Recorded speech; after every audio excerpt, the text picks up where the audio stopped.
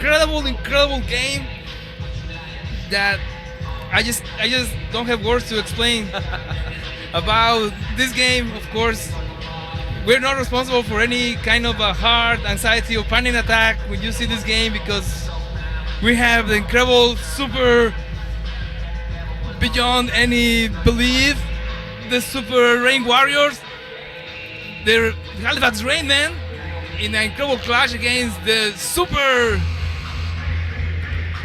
duper Windsor Express, and it's an honor for me to introduce the High Priest tonight at this temple of basketball here in Windsor, the WFCU. No more no less than the master of the mic, the Yoda of the announcing, and the Lord of the play-by-play, Mr. Brett Hedges.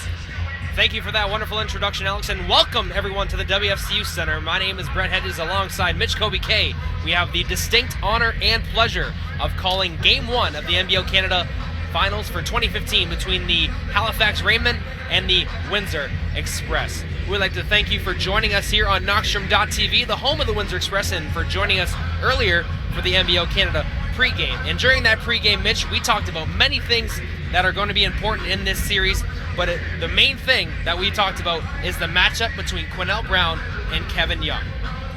Of course, you have the league's most valuable player in Quinnell Brown, and then the league's defensive player of the year in Kevin Young. So to see those guys go head-to-head in this finals will be truly spectacular and memorable all at the same time. Two fantastic teams. These two guys are backed by deep, talented squads. So it isn't just about those two, but when you look at that matchup by itself, it's a lot of fun as a fan. Absolutely. Now, the bigger, sorry, not the bigger, but as big of a matchup as those two players is the guys behind these two teams. That'll be the head coaches. Last year's head NBL Canada Coach of the Year, Bill Jones, taking on this year's Coach of the Year, Pep Claros, for the Halifax Rainmen. Yeah, what kind of game plan do these guys come out with? Bill Jones, does he have the Express coming out with the defensive intensity that we're used to? Questions that will be answered. What we know is both groups will be prepared. Absolutely. Now, we talked about rest and rust heading into this series. Halifax coming off a long break after defeating the Island Storm in 5 games, but the Windsor Express had to use 7 games to dismantle the Brampton A's after falling 3-1. Who do you think is going to be the fresher team here tonight? You know, it's just something time will tell. The fatigue, is there a fatigue factor for the Windsor Express? It certainly didn't look like it in Game 7. They played with a high energy in the first half. That was the most intense squad I have seen in Windsor in a long time. The Halifax Rainmen have had a nice rest. Some teams do really well with the time off. Guys can rejuvenate, fill the gas tank, and then get out there and get at it. If Halifax is rusty, I don't expect it to be for too long. If they are, something the Express can take advantage of. Absolutely, and Game 1 sponsors include Flex Brand, TicketWave.com, Mastro Kitchen Studio, Car Compete, the Windsor Power Group, Jog Burgie, of course, as well as PC Outfitters, Cook, the web series, and Cowboys and Cardigans. Make sure to vote for them on CBC Music's Searchlight contest. And if you're using the social media, make sure to use the hashtag Searchlight in the second round here of voting, so every vote counts heading into it. I wanted to get in a quick comment about Joseph Claros. I missed there. How can you forget about this guy? Halifax winning their division 10 in a row. They're 7-2 in the playoffs. He has the Halifax Rainmen primed and ready. They're following his lead. He's done an outstanding job as a head coach this year, and he's been awarded for his efforts. Absolutely. We talked about the road that these two teams have taken to get back here, and with Halifax getting to the finals, getting on the verge of a championship in the first year of this league, but falling to the London Lightning, whereas the Windsor Express are the defending champions. So two different stories here, but all with the same goal, an NBL Canada championship. Certainly one had a taste, fell short, Now they're back. And then the other defending champs. So both teams really want to get after it. Absolutely. And we also mentioned the depth that it's going to take for Windsor to handle Halifax's Liam McMorrow. Who do you think is going to have to step up big to neutralize the big man if they're able to? You could see Parham with some minutes. DeAndre, obviously. There could be some help defense rotating over. That game plan will be on showcase tonight.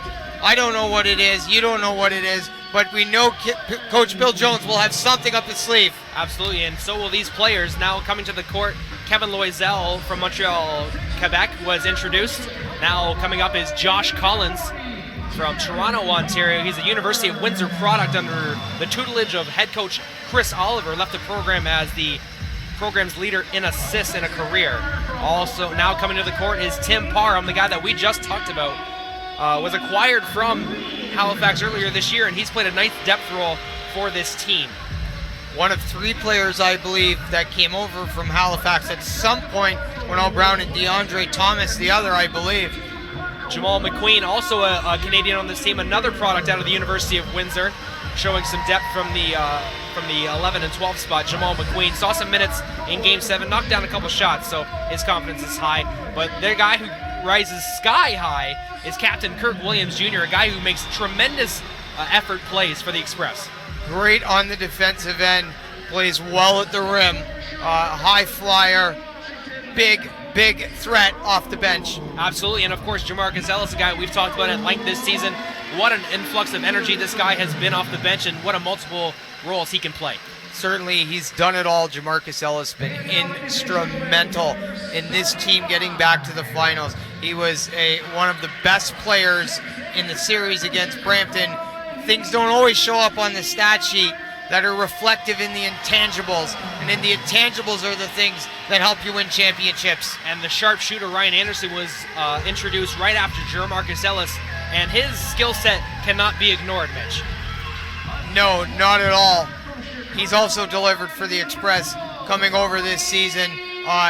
X Factor, we talked about it at the beginning. They might not be here if it wasn't for Ryan Anderson. DeAndre Thomas, number 2, being introduced, starting off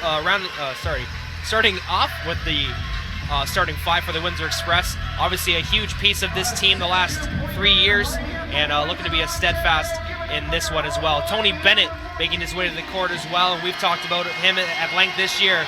What a big part. And of course another huge part, Gary Gibson, Windsor's very own starting guard for the Windsor Express, and a hometown boy playing a big role with this team. And you see the difference when he came back healthy on the defensive end.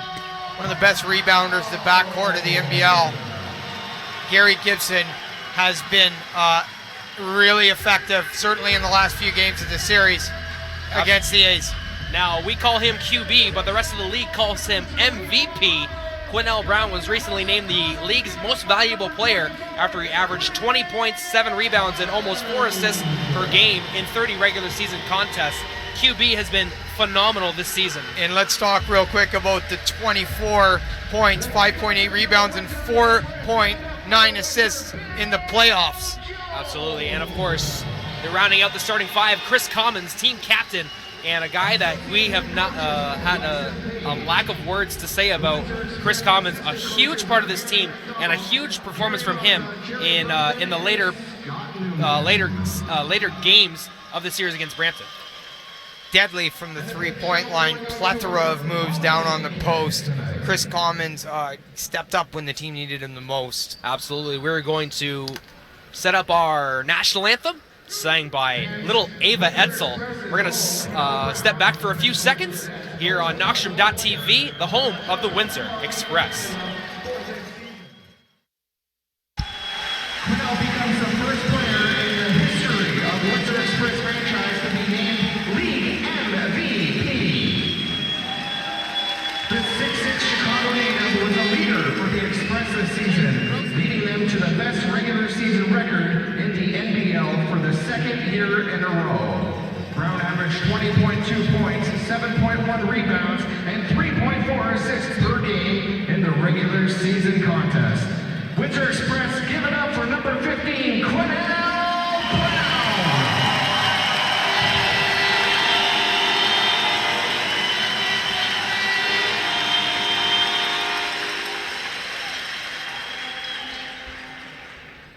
Express, we now welcome to the court Conductor Coltrane and Miss Ava, and singing our national anthem.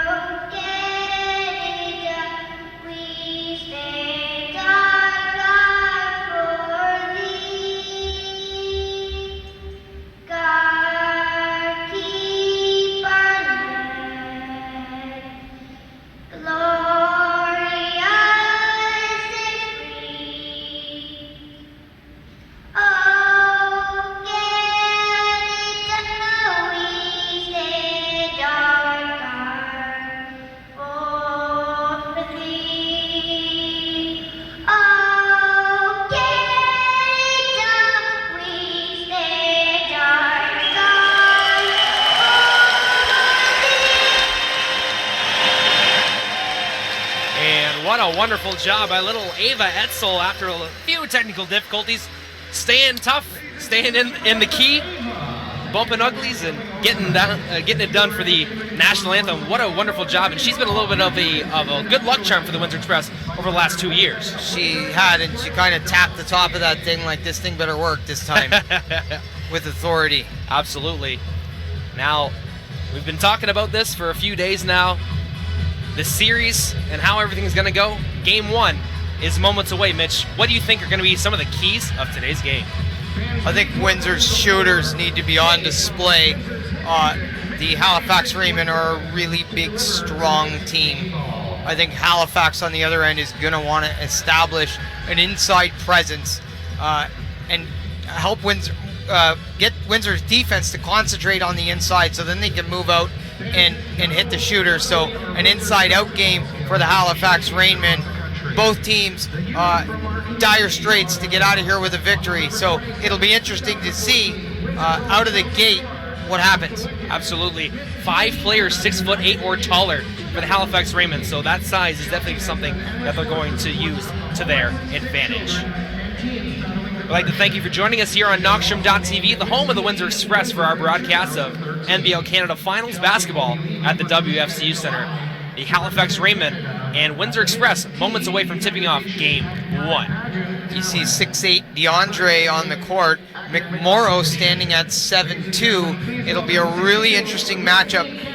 It's very, very likely that DeAndre will have the strength to match McMorrow, but McMorrow has some height on him. So that's going to be a fun thing to watch if McMorrow, of course, starts, or at some point if we get to see them matching up.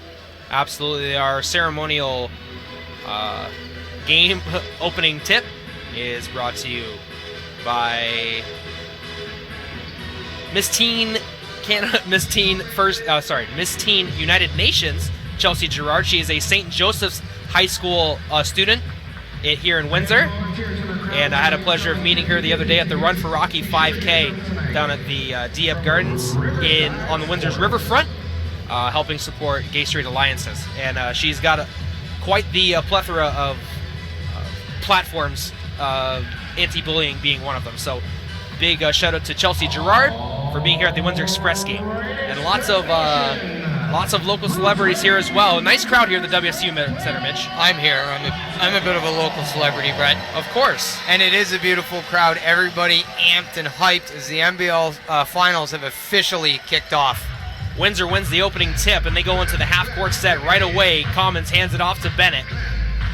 Inside to DeAndre to start it off. He puts up a hook shot. It doesn't fall. Kevin Young with the rebound on the opening possession. Off the bounce, K-Ole tipped up. McMorrow can't handle it. Here goes Bennett. And a double foul going to be called off the bat. That one's going to go against Chris Commons and Kevin Young. So big boys getting tangled up early to start the game off. And if the first possessions are any indication, this is going to be a physical series, Mitch. Yeah, you got to expect it. Like we said, both teams are going to be getting after it, trying to establish a rhythm and assert their dominance.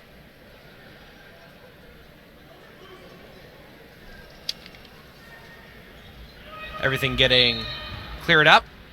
Chris K-Ole, Saya Andu, Kevin Young, Liam McMorrow, and Joey Haywood, the starting five for the Halifax Rainmen. Tony Bennett, Gary Gibson, DeAndre Thomas, Chris Commons, and the league MVP, Q Brown, the starting five for Windsor. DeAndre draws a foul on McMorrow. Big man faced up and drove baseline. Went for the reverse layup and drew a foul on big number 33, Liam McMorrow, 7'2", 275 pounds. Averaged 15.8 points per game in the regular season. Not just a big body, a skilled center. DeAndre Thomas to the free throw line, looking for the opening points of today's game. And DeAndre puts the first free throw through. An area where the Express, actually both teams want to stay strong, not giving up anything easy on the line. You've talked about it many times. Free throws and turnovers can be the deciding factor in a basketball game. Oh my goodness. 2 free throws made from DeAndre Thomas. And here come the Halifax Rainmen. Kevin Young at the three-point line, rising shoot, no good, but McMorrow was there, tying up with DeAndre, and Halifax recycled possession. And away from the ball, DeAndre is going to be called for a holding foul on McMorrow. Early on, you can see McMorrow's presence being felt down low on the offensive glass. Very, very physical, and DeAndre's got to be real careful with his hands. It'd be a tragedy to lose him if you're the Windsor Express. High screen and roll set. Ando kicks it out to Kevin Young. He drives to his right. Kicks it back out to Ando. He fakes the shot. Steps around a blocker. Takes the shot. No good. McMorrow with another O board, and he misses in tight. Up the floor in a hurry. Tony Bennett stops. Pops. Leaves it short on the 3-ball. Ando bringing it up the floor. Going to his right. Back out to Kevin Young. Tried to find Joey Haywood on a backdoor cut, but goes one-on-one instead. Crossing over, going to the rack. Reverse layup blocked from DeAndre. Bennett in transition. Hesitation move at the three-point line. Kicks it out to QB. Cross-court pass to Commons for 3. It's good. Not a shot you want to just give Chris Commons. That thing started with the defensive play under the basket as Tony Bennett comes up with the steal. 5-0 lead for the Windsor Express here in Game 1 of the NBL Canada Finals. Haywood kicks it out to Young in the corner. For 3, knocks it down. Kevin Young from Kansas University locking down a 3 for the Halifax's first basket. Gibson working around Ando, who's given some nice pressure up the floor, and a push foul going to be called on Haywood. Tony Bennett drawing the foul. So a very, very physical start. As you said, Brett. QB, the trigger man on this inbound play. Gives it over to Gibson, but right there is Ando. Tight on-ball defense. Gibson, step back 3. Off the mark. Hometown boy looking to make a mark in the first quarter. Halifax Rainmen, strong play out of the point guard position with Crookshanks and Ando. Two veteran guys that can get it done. Ando for three. Too strong. Commons with the rebound. Up the floor to QB. Commons over in the corner to Gibson. Extra pass to QB for three. It's good. The MVP making his mark in the first quarter. Gary Gibson makes the right pass, finding the open Quinell Brown. 8-3 the score early on. 3 minutes in the first quarter. Brett Hedges and Mitch Kobe K on the call from Knoxstrom.tv. Thank you for joining us. Haywood off the glass and good. Nice athletic drive from Joey Haywood. Strong play at the rack there from Haywood, and Halifax needed a basket. Their shooting guard delivered. 8-5 now. Gibson hands it off to Bennett. Bennett crossing over, finds Gibson on the far side. Great on-ball defense by Halifax shown there. Commons slips the double team, knocks down the jumper. And Gary Gibson with another clean pass, finding the open Chris Commons. Windsor rotating the ball well so far. 10-5. Haywood go behind the back, kicks it out to Young. He puts it on the floor, loses it. Bennett has it now, bringing it up the floor in transition. Stops, pops. TB loses it, but Commons is there for the O-board. Goes up. Can't knock it down. Kevin Young was right there. Defensive Player of the Year, making his presence felt.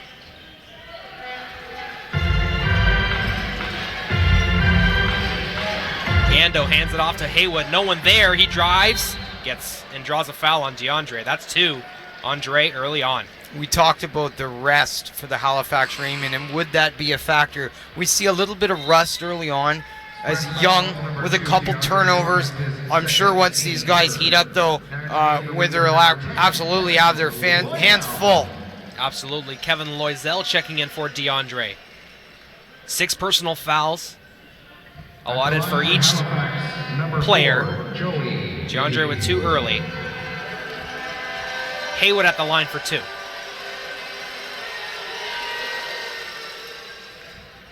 Knocks down the first one. Joey Haywood, a Vancouver, BC native. Played college ball at St. Mary's University. And an extremely efficient shooter as he makes both free throws. Gibson bringing up the floor for the Express. Now the lead 10-7 here in the opening quarter. Top of the key, Quinell Brown and Kevin Young. There's the matchup we talked about, folks. Quinell Brown hands it off to Loisel, but a foul is going to be called on McMorrow on the pass.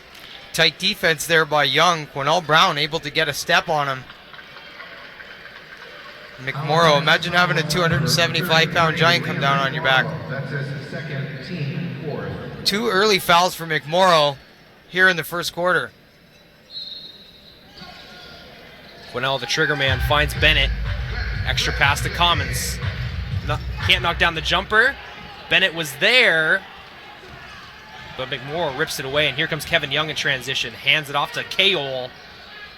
Just too strong on the 3. Gibson collects it and will calmly bring it up the floor. Oh, Kevin Young with a rejection of Kevin Loisel. Nope. Quinell Brown finishes it off the glass for 2. A little bit of an interesting play there. A lot of bodies hitting the ground. Young for 3. Can't knock it down, but McMorrow is there. Gets stripped on the way up. Good defense by the Windsor Express. Commons at the rim. It's good. Windsor with excellent ball rotation. Gary Gibson able to strip McMorrow of the ball under the basket. Good defensive pressure by the Express as Halifax looks to regroup. A cutting Chris Commons got that pass and went off the glass for 2. Making a 14-7 lead. Kevin Young just doesn't knock it down. Hit almost every part of the rim. And a blocking foul going to be called on Young.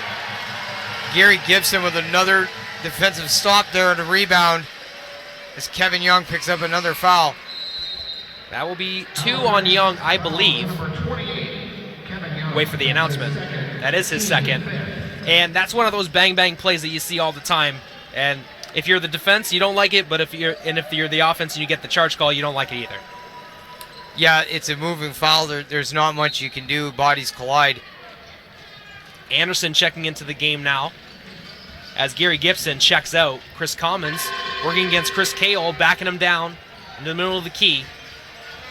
Chris drawing the foul. Commons doesn't look as strong as he is down there on the block as he's able to back down the defender and get on the free throw line. Good patience used by Commons there, knowing he had some time. Working the matchups to his favor on that possession. Well, Chris, a member of this team for 3 years now, was a key part of the squad last year that won the NBL Canada Championship. 3 of 5 players returning. That being Loisel, Brown, Commons, DeAndre, and Eric Parker, who is inactive today. And a 16-7 lead here in the first quarter, Mitch. Midway through the first. Haywood, long jumper, no good. Knocked out of bounds by the Express, they'll say. The Halifax Rainmen doing a good job on the offensive glass. Certainly with the effort. And the officials get together, and they'll reverse the call. It was Jermaine Daly that was in on that play. And the officials got together, and they say he got it right. Jermaine Daly, 12.6 points per game, power forward for the Halifax Rainmen. He can get it done.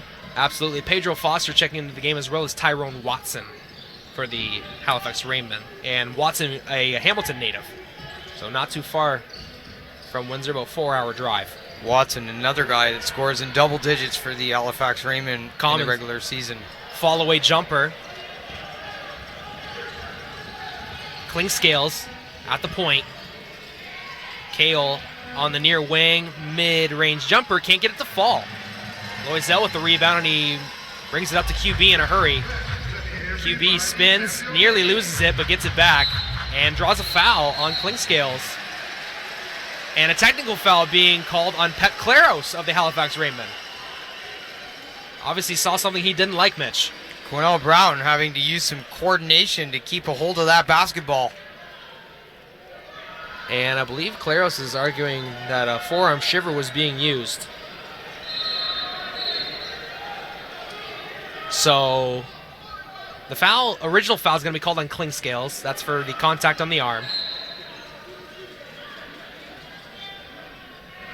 So Anderson's going to shoot the free throws for the technical foul given to Claros, but a timeout has been called on the floor. Which is the right timeout if you're Claros, as his guys look to regroup.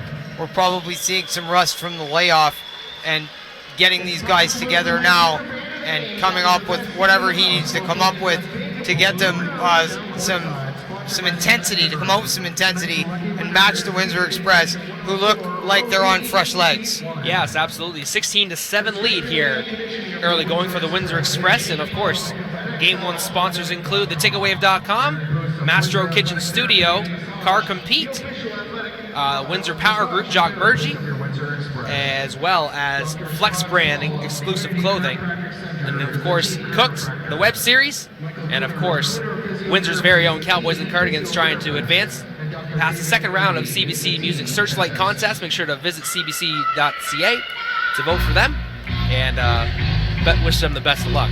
Cowboys and Cardigans, that's a good-looking group of men. Absolutely. Almost as good as looking as me and you, Mitch, in our fine suits. Suited and booted. That's right. People who watch the pregame show would know that. Yeah, I've already got a tweet from GQ. Said they want to sponsor me for the rest of the finals. Absolutely. Now, Windsor with a 16-7 lead now, and Halifax looking to respond. What do you think's going on in that timeout, Mitch? Telling guys to stay relaxed, be careful with the basketball, making good decisions. Very, very soon, I expect Halifax to go on some kind of run here as the Windsor Express. Bill Jones probably asking them to do more of the same. Absolutely. Now, we're going to have some free throws because of the foul to foul on Klingscales, and of course the technical foul given to Claros. So Windsor will get possession back after these free throws. So it could be a huge swing here in the early going, Mitch. And not the kind of fouls you want to give up. We have 5 team total fouls. If you're the Halifax Rainmen, you've got to find a way to stop committing, because eventually the Express are going to be on the line again and again. There's no reason for them to give any easy points up here in game 1. Okay. Let's see. Jeff Astel's speaking with Pep Claros. So I believe that QB will shoot the personal foul free throws first, and then Anderson will shoot the technical free throw. As far as I know. Taking 2 shots for the Express, Quinnell Brown shooting up over 70% from the free throw line on the regular season. Fantastic in the playoffs from the charity stripe as well. Kirk Williams Jr. has been subbed into the game for the Windsor Express, and a guy that is our humble servant Alejandro's one of his favorite players in the league. Captain Kirk, we call him. Alejandro likes to see the alley-oops. Of course. Now, after the timeout, no technical free throw was called. Was shot. So that's interesting to me. But as K.O. can't knock down the 3, knocked out of bounds by Windsor. You see some more crisp ball rotation from the Halifax Rainmen, who look settled coming out of that timeout. And subbing in for K.O. is Forrest Fisher, a guy that we've talked about off camera as a big part of this team. A lot of energy out of Forrest Fisher. We saw that at the Clash for the Coliseum too, at the Caesars Windsor. Klingscales giving a nice pass inside to number 22, Jermaine Daly, and he gets a much-needed basket for that Rainman.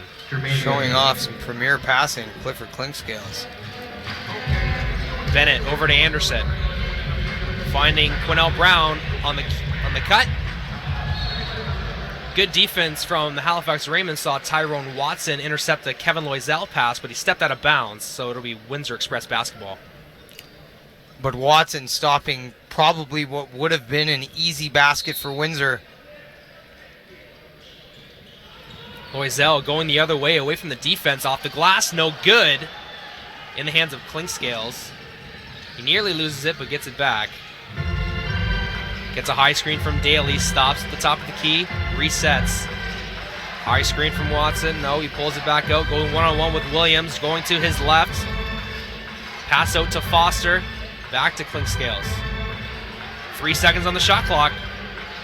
Lets it go, and knocks it down. And you see Klingscales coming off the bench for the Halifax Rainmen, making an immediate impact as his veteran play paying dividends on the court so far. 18-11 the score. Here with less than 4 minutes to go in the first. Tony Bennett can't knock it down. Watson up the floor. Klingscales again. Stops, pops, and knocks it down. Clifford Klingscales.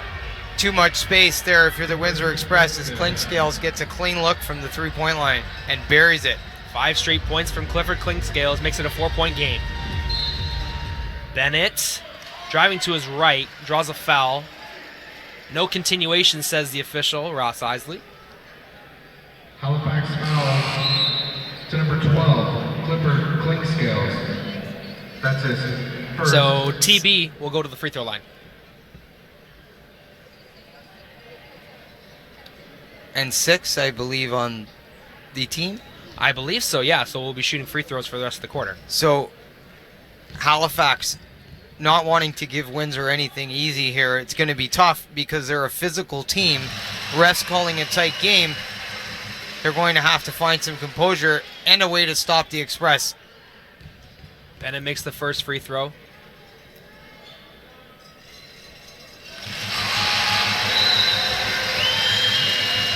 Now entering the game for Windsor, number 14, Gary Gibson. So I'm assuming that there was no technical foul given to Pep Claros. Maybe he was just asking for a timeout earlier. Maybe that was the situation because QB made the 2 free throws. and there was no technical free throw. So Exactly. I must have been wrong. I apologize to any fans that thought Claros got a technical. Just having a very animated conversation with Jeff Astles. Klingscales at the top of the key, defended by Williams, pushing him off the line, driving to his right, stops, pops, leaves it short. Watson with the rebound, loses it, hands it off to Daly. Daly to Klingscales, nice swing pass back to Foster, and it goes down for 3. All starting on the another offensive rebound for the Halifax Rainmen, who are really starting to heat up here. 20-17 the score. Windsor held a 9-point lead earlier in the queue. The rust is officially worn off. And Klingscale is going to be called for a reach on Gary Gibson. So Gibson will go to the line now. And Ando is going to check in for Klingscales. 3 fouls on Klingscales in the opening quarter, Mitch. Yeah, and that's a huge loss if you're Pep Claros, as he has to sit down. Fortunately, he has a player like Ando that can come in and fill the position. But if the Halifax Rainmen want to get out of here with a victory, I'm sure Clifford Klingscales is going to be an impact player in making that happen. I think he was he got the Impact Award last year. That's right. Knockstrom Impact Player Awards. Had a lot of fun doing those. Ando at the point for Halifax now, bringing up the floor in a hurry, setting it up for the Rainmen. Forrest Fisher going to his right, facing up with Kevin Loisel. Rising shooting, Forrest Bingo. Fisher. And we talked about his impact, Mitch. And some pressure being put on from Halifax now in the full court. Ando giving Gary Gibson no space. Williams on the roll, takes the contact, gets it to fall off the glass. Captain Kirk off the high glass. Fisher to his left, rising shooting, leaves it short. Anderson had the rebound but knocked out of bounds by Pedro Foster. Windsor Express basketball. Halifax almost came up with another offensive rebound there. The Express really need to box out on the defensive end in the paint, not to give Halifax any second chance points opportunities. And now we see a little bit of a chess match going on between the two coaches. Nigel Spikes making his first appearance of the game for the Halifax Rainmen, and Coach Bill Jones goes directly to Tim Parham to go match up. Nigel Spikes 6'11", so a lot of height. Quinnell Brown working against Tyrone Watson and drawing the foul, does the MVP. And certainly substitutions are going to be a big factor in this series.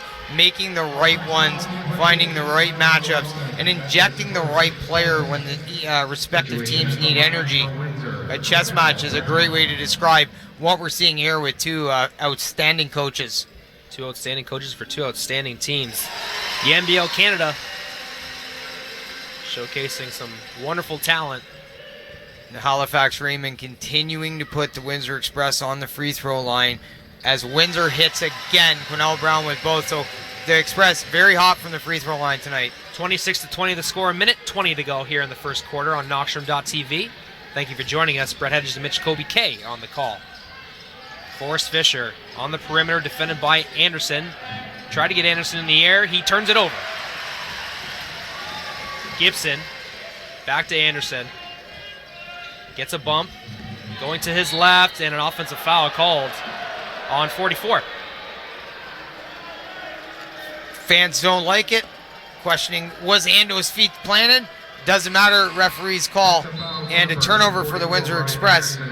Good defensive play for the Halifax Rainmen. Absolutely. 26-20 the score with under a minute to go here in the first Q. And what has been an exciting first quarter to say the least. Nice crowd here at the WFCU Center. Ando facing it up on Gary Gibson. Going to Tyrone Watson. He scores off the bounce. Halifax showing off their strength inside in the first quarter. An area that the Express are going to be very careful not to be taken advantage of. Gibson going to his left, and a reach foul going to be called on Ando. Point guards not giving each other any space. is resulting in some fouls. Halifax foul, number 3, Saya Ando. That's his first. So Saya Ando. Crookshanks with 3, Ando with 1. Gary Gibson. At some point, Claros going to have to keep track of these fouls, which I'm sure he is, Of course. to be careful not to lose key contributors. Absolutely. Gibson back at the free throw line. Makes both. And I don't think the Express have missed a free throw yet, Mitch. No, I believe they're shooting at 100%. We'll know shortly when we get our stats and facts. 100% from the free throw line. Ando moving to his right. Good hedge out by Parham. Ando can't knock it down. Jamarcus Ellis is in there, but... And they'll say the ball bumped off of Jermaine Daly. And it will be Windsor Express basketball to end the quarter. And 11.2 with a fresh shot clock to try and close the quarter out and get another basket on the scoreboard here.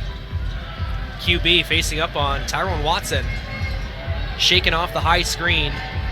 Going right to the rack. QB gets blocked, but it goes right in the hands of Gibson, and he misses at the buzzer. So big defensive play and stop there for the Halifax Rainmen. 28-22 the score after the first cue. Mitch, your thoughts about the first quarter? Well, we've seen the rust wear off about halfway through for the Halifax Rainmen. They did a great job on the offensive glass. Clink Scales was certainly an impact player when he was in. We've seen them taking advantage of their size. The Windsor Express did play some good defense, and we've seen that defense turn into offense. They've just got to find some fire to get maybe a player or two going to open this thing up. They're going to have to box out, and they're going to have to deal with Halifax size and strength. They got their damage done from the free throw line where they didn't miss a shot. So if you're the Windsor Express, so far so good. You got out of the first quarter with a 6-point lead. Coach Claros and his troops just warming up. Second quarter set to kick off soon. Absolutely. The 7-game series will continue here on Friday at the WFCU Center. That'll be the 17th for another 7 p.m. start. Before Game 3 takes place in Halifax at the Metro Center there. And Game 4 and 5 as well will take place in Halifax. So it should be interesting to see what this series is at before they go out east. Like we said in the pregame, if Halifax can get out of here with 1, they're in really good shape going forward. It's imperative that Windsor wins at home. Something only time will tell. Absolutely. The Windsor Express found themselves in a pretty big hole last year in the NBL Finals, playing against the Island Storm, splitting, like you said, the first 2 games here at the WFCU Center, but dropping 2 of 3 out east. They came back to Windsor down 3-2 in that series, but won Game 6 and 7, and that shows how important it is. Going into these holes for the Express and then having to climb out isn't a game plan you want, but it does work for them. Is it dangerous? Sure, but they've executed in those when put in that position and got it done. And of course, Game 1 sponsors include Ticketwave.com, Mastro Kitchen Studio, Car Compete, the Windsor Power Group, Jock Burgie, Flex Brand exclusive clothing at 2639 Howard Avenue, Cook the Web Series, and of course, Cowboys in Cardigans. Make sure to vote for them at CBC Music every day to help them reach past the second round of the regional portion. In the top 25 of the region right now, looking to get to the top 10 for the next round. So vote every day, everybody. Second quarter underway. Nigel spikes, going at DeAndre Thomas right away and drawing a foul. That is DeAndre's third. And not a good thing for the Windsor Express, as they could potentially lose a player. One of the guys that can help contain McMorrow, he'll need to sit down with 3. And now Chris Common is going to come back into the game. And of course, it's got to be frustrating for DeAndre Thomas, wanting to be a huge part of this series, to see him shaking his head on the bench. Yeah, clearly frustrated. Nothing he can do. It is what it is. This is where the depth comes in for the Windsor Express, who look to play a little small ball here.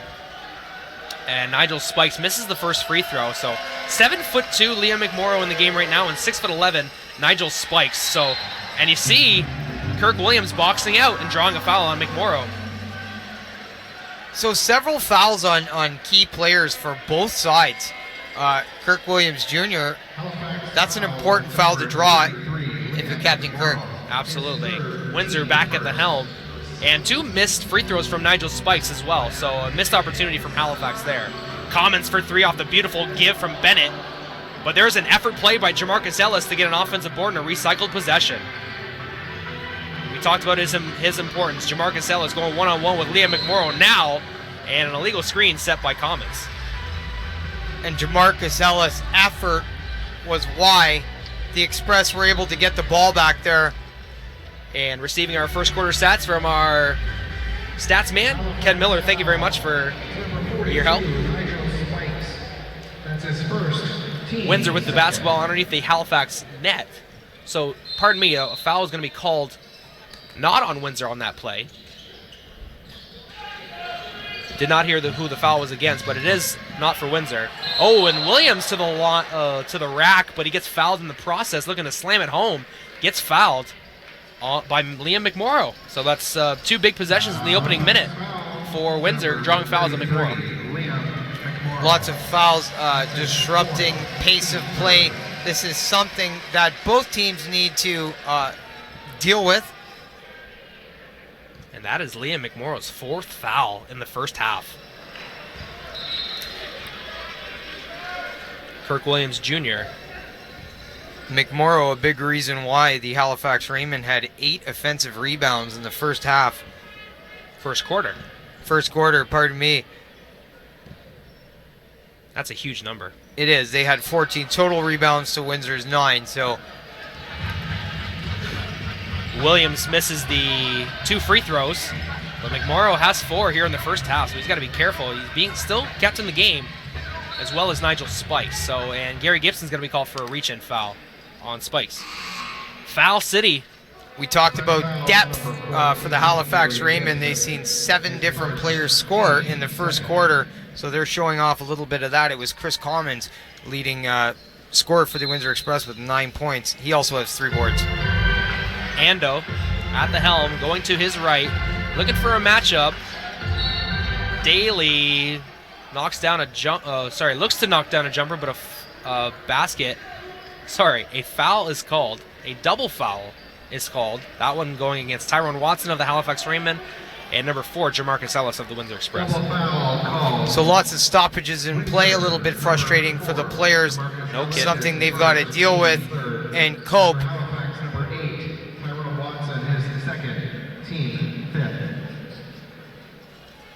Team 5th foul for Halifax in the minute 1:07 match. 5 fouls in the opening minute. Yep, lots of stoppages in play so far to date, game 1. Ando looking for some space, crossing over to his left, scoops it, can't get it to go. Jamarcus Ellis with the rebound, lead pass out to Tony Bennett, and he knocks down the transition layup. And the crowd able to get back in this thing after Tony Bennett converts. Watson in tight, misses. Jamarcus Ellis with another rebound and drawing a foul on Watson again. And that's the right call, I believe, for the referee. He looked like he just tried to tear the ball out of Jamarcus's hands. A little bit of frustration, I'm sure, as Watson will go to the bench, and Chris Cale going to come on the floor for Halifax. So 4 for McMorrow, but 3 for DeAndre. So it's kind of going for both sides right now with early fouls on the big men. And I'm not too sure what happened there, but we're going to reset. Just inside the half-court line. 6'11" Nigel Spikes in the game. Another player with tremendous size for the Halifax Rainmen. We were talking about it in the pregames. 5 players 6'8" or taller for Halifax. Being neutralized right now there by a lot of fouls. Gary Gibson playing pitch and catch with Kirk. It ends up in Commons' hands for a 3. Commons, the Express leading scorer, now with 12 points. And making it a 33-22 lead. Daly working to his right, stops, pops, can't get it to go. Gibson with another rebound. Transition over to Kirk. Draws a foul on K.O. Gary Gibson has just been outstanding so far. He's got some dimes, some boards, some points. He's brought a lot of intensity, played some good defense. He's really helped the Express out to this early lead. Yep, and K.O. being called for that foul. Not a whole lot on the arm, but it is enough, so the officials. And Kirk will go back to the free throw line.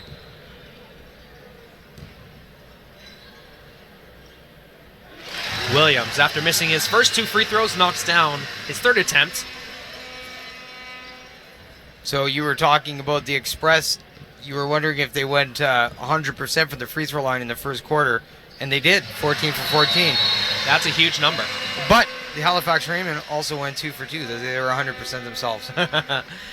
Kirk Williams Jr. going to the bench now in favor of Kevin Loisel, the Montreal, Quebec native, the Montreal baller, as he's known by some fans. Dawson College product, a former CCAA All-Canadian.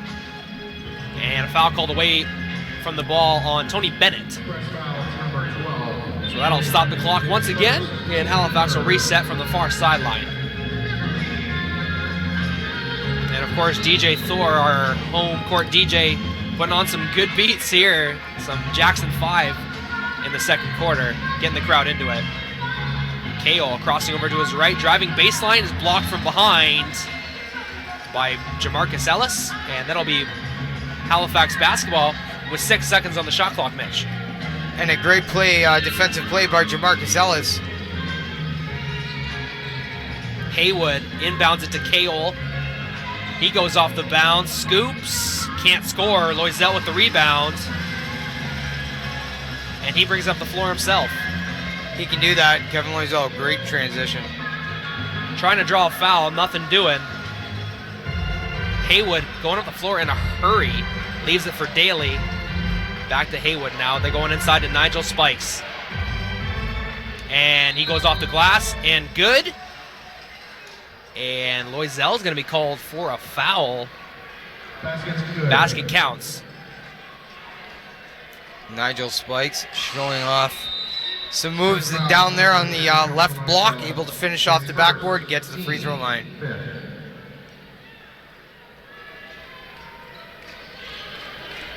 No basket? They said that the basket will count. And the foul was after the basket was made. No continuation. My bad. Inbounded for Nigel Spikes is just over his reach. Never thought I'd say that. QB's pass goes through the hands of Williams, but Tony Bennett's there to go off the glass for 2. Sloppy pass by the Halifax Rainmen. The Express able to get back in transition. 37-24 the lead now for the Windsor Express in Game 1 of the NBO Canada Finals. High screen set by Daly.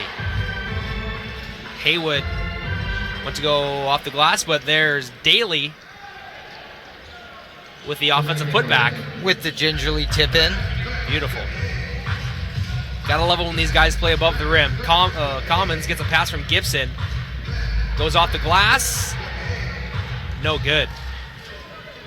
Haywood in transition, scores, and wow, he had a head of steam on him. He did. Great pass by Spikes, the big man. Makes it a single-digit lead for the Express, 37-28. Pass knocked away by Spikes. It's in the hands of Williams, and they'll reset. Tony Bennett to his left. Leaves it to Kirk for 3. Off the mark, but Commons is there. Facing up at the elbow. Spinning in the middle of the key. Can't get it to fall. Ball on the ground. Commons has it. And he draws a foul again. Great second effort there by Chris Commons, who was able to come up with his own offensive rebound. Might even call that a third effort after he grabbed it off the ground. Went up to try and draw the foul, and he is successful. And if you're Coach Pep Clarios, you got to wonder where all these fouls are coming from. Yeah, there is no explanation or nothing you can do, but they are being called, and something the players on the court have to deal with. In situations like this, it always seems like they'll even out, so I'm sure the Express will have their fair share of foul troubles from this point. forward. Once the players come accustomed to the flow of the game with the referees, I'm sure things will open right up for both sides. These guys are just dynamite from the free throw line tonight. I believe the Williams free throws in the beginning of the second quarter are their only misses today. That is correct. And Commons will go to the bench now. Loisel checks in. So Bill Jones, plenty of substitutions so far. Well, I'm sure this 7-game series is going to be a marathon, not a sprint. So gotta give the horses a chance to rest while you can. Fisher. Back out to Haywood. Haywood driving. Oh, can't knock it down, but a foul called. He's been good for the Halifax Rainmen tonight, showing off his ability to draw a foul, get to the line. Haywood, a Vancouver, BC native, played college ball at St. Mary's University. And now playing for the Halifax Rainmen. 4 points on the night. Make it 5.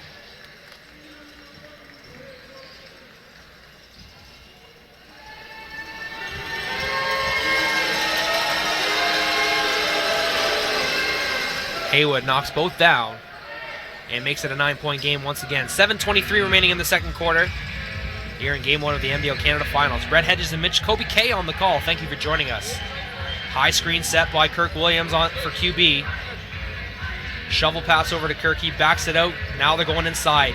QB facing up on Fisher. Finds spotting up Anderson, and it's good for 3. Cornell Brown knew exactly where Ryan Anderson was going to be on that play. Buries the 3-pointer. And I hadn't even noticed that Anderson had checked into the game until he shot the ball, so he must have hit himself pretty well in that offensive possession. Haywood with speed. And an offensive foul called by the near official. Stepping up and taking it in the chest is Kevin Loisel. Which he's done many, many times. Kevin Loisel, no stranger to big defensive plays in big moments. Kevin Loisel, the franchise leader in games played for the Windsor Express, one of their first ever draft picks. And a quality shot blocker at that. So multifaceted. Just like this man, Q Brown. He's facing up on Forrest Fisher. This is a good matchup. Backing him down. QB working to his left is stripped. Chris Cale hands it off to Joey Haywood in transition. He can't knock it down. Cale tries again, but QB is there. And he brings it up the floor to Williams in a hurry. Crossing over, kicking out to Anderson for 3. Bingo. And that's Windsor Express basketball. 15-point lead for the defending NBL champs midway through the second quarter. Well, like we say, Mitch, basketball is a game of runs. You gotta wait for Halifax to make one. Haywood. And Anderson's gonna be called for a reach-around foul on Daly. So Anderson getting called for one. And a substitution being called. And a timeout as well. So both teams going to go back to the chalkboard now and try and figure how the rest of this second quarter is going to play out. Mitch, your thoughts on the second Q? Well, the Halifax Rainmen, we're going to start with them, played much better than the first. We've seen them start to really heat up. The foul trouble really hurt them. Spikes was able to come into the game and provide some quality minutes. And we've seen nothing but effort from Joey Haywood. Kevin Young, and when he really gets going, that's going to be the question mark. I expect the Halifax Rainmen to have a really, really big second half. For the Windsor Express, the first 2 quarters have really been about effort. They've made they've made themselves a defensive presence. They were able to box out in the second quarter, and they've also been able to convert on the offensive end. They haven't been scared of this size. They've been attacking the rack. So Windsor doing everything they need to thus far, hence the 15-point lead. But Halifax is a sleeping giant. We all know that. Absolutely. And game sponsors include theticketwave.com, Mastro Kitchen Studio, Car Compete, Jock Bergy of the Windsor Power Group, Cook, the web series, and of course, your very own Cowboys and Cardigans from Windsor, looking to advance in the CBC Music Searchlight Contest. Make sure to help them out. Oh yes, and of course, Flex Brand at Exclusive Clothing at 2639 Howard Avenue. Make sure to give them a call too at 519-915-8097. Bringing out the absolute best in you. Our fitness line matches your fitness goals. Flex Brand at Exclusive Clothing. 45-30 the score here midway through the second quarter of game one. Daly. Free throws really the story for the first 2 quarters as Daly misses the first. Cue the Price is Right music. GJ Thor always providing a great ambiance here at the WFCU Center. We've heard that jingle many, many times, my friend.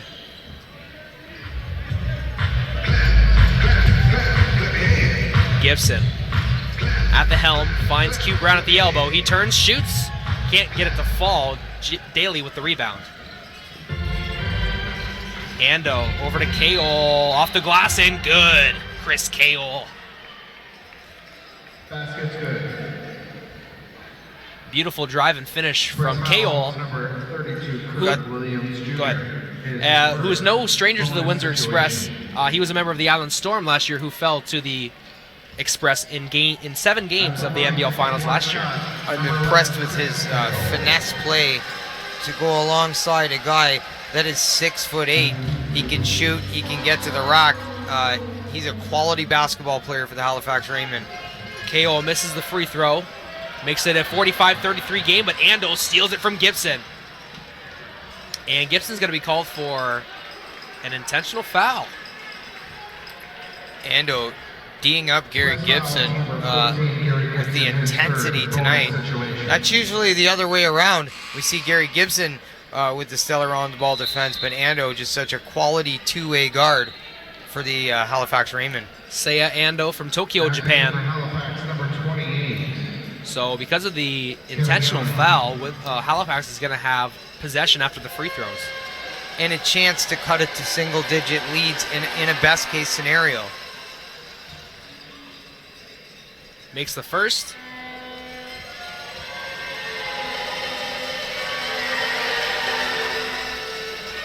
And misses the second. So the Express with an 11-point lead, Halifax Rainmen ball.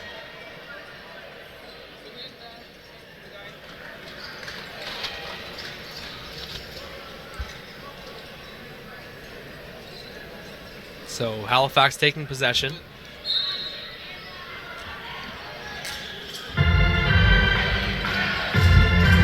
Ando working to his left. Out to Fisher right near the half-court line, but he steps into a three and knocks it down. Forrest Fisher. Much-needed three from Halifax. Makes it an 8-point game. And an offensive foul is going to be called on Tony Bennett. So good news for the Halifax Rainmen. After Fisher's big three ball, the turnover, they will now get the ball back as we're seeing the Halifax Rainmen really come on now. Ando hands it off to Pedro Foster. Kevin Young is stripped. Jamarcus Ellis in transition, going high up for Kevin Loisel, and an intentional foul going to be called on Fisher, I believe. Put a forearm on Loisel in the air after what I believe is Young's third turnover. But to Fisher's credit, put up his hand, admitted that he fouled, which is a great quality I like to see in players as well. He manned up to it. There's no doubt about it. The replay shows it. He's a physical player. He's got a lot of heart. We saw that at the Clash of the Coliseum too. And we had the chance to call that at Caesars Windsor. What a fun time that was. And an uncharacteristic game for Halifax. They Express set a record low for points scored against in that game. So interesting. But then again, when Windsor went out to Halifax in February, they got clobbered by 30. So tale of two different games for sure. Certainly, I believe that was 29 in the second game, but a landslide at that. after only scoring 68, I believe, in the game in Windsor. So anything can happen on any given night. And Ando is going to be called for a foul. Kevin Loisel was looking to hand it off. Ando got a hand in there. He fouled Bennett as he was trying to get the basketball. 20 Bennett at the line for the Express. And TB will go to the free throw line, where he's no stranger. A little too strong on the first.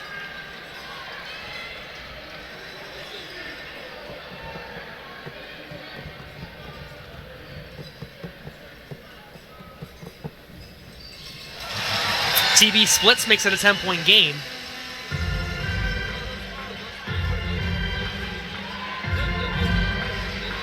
.433 to go here in the quarter. Fisher to his right, stops, pops. Oh, circled the drain, couldn't fall down. 2 hacks at it are the Rainmen. Foster passes it inside, and Daly can't finish again. And TB racing after it, draws a foul.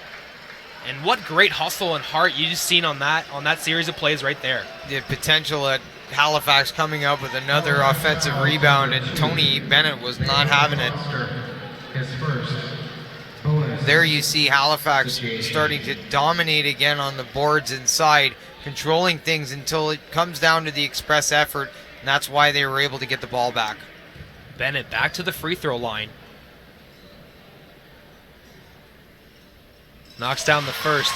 Should be interesting to see the number of total fouls when we get our halftime stats, because this is something we've only seen a few times in our tenure here working for the Windsors. Broadcasting for Knocksham.tv. And to see what the numbers were on the free throw line and how it's impacted things so far on the scoreboard.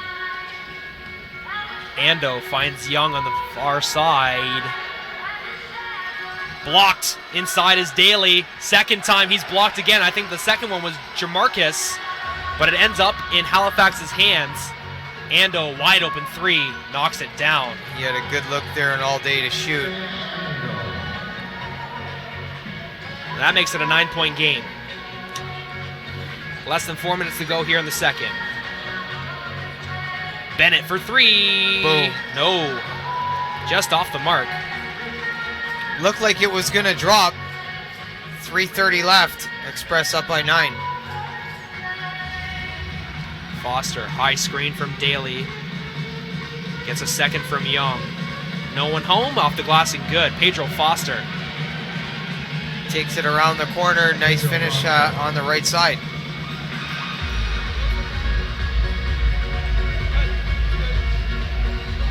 Bennett to his right, finds QB. Working against Forrest Fisher to the middle of the key. Rising shooting, leaves it short. Fisher with another board. Looking inside, Kevin Young gets it, faces up on Kirk. 3 seconds in the key is called against Daly. Kevin Young converting now on a few passes inside the paint, finding teammates. Express ball. Multifaceted player coming out of Kansas University, Kevin Young. And what we've seen is him probably just heating up. Be interesting to see what he does in the second half. Commons at the 3-point line, finds QB down low. Takes a bump from Young, scores off the glass. Cornell Brown let him know about it, showing off the strength there. Ando. Over to Foster. Gets a high screen from Young. Turning the corner once again. Stops. Knocks down the basket. So the officials will count it. And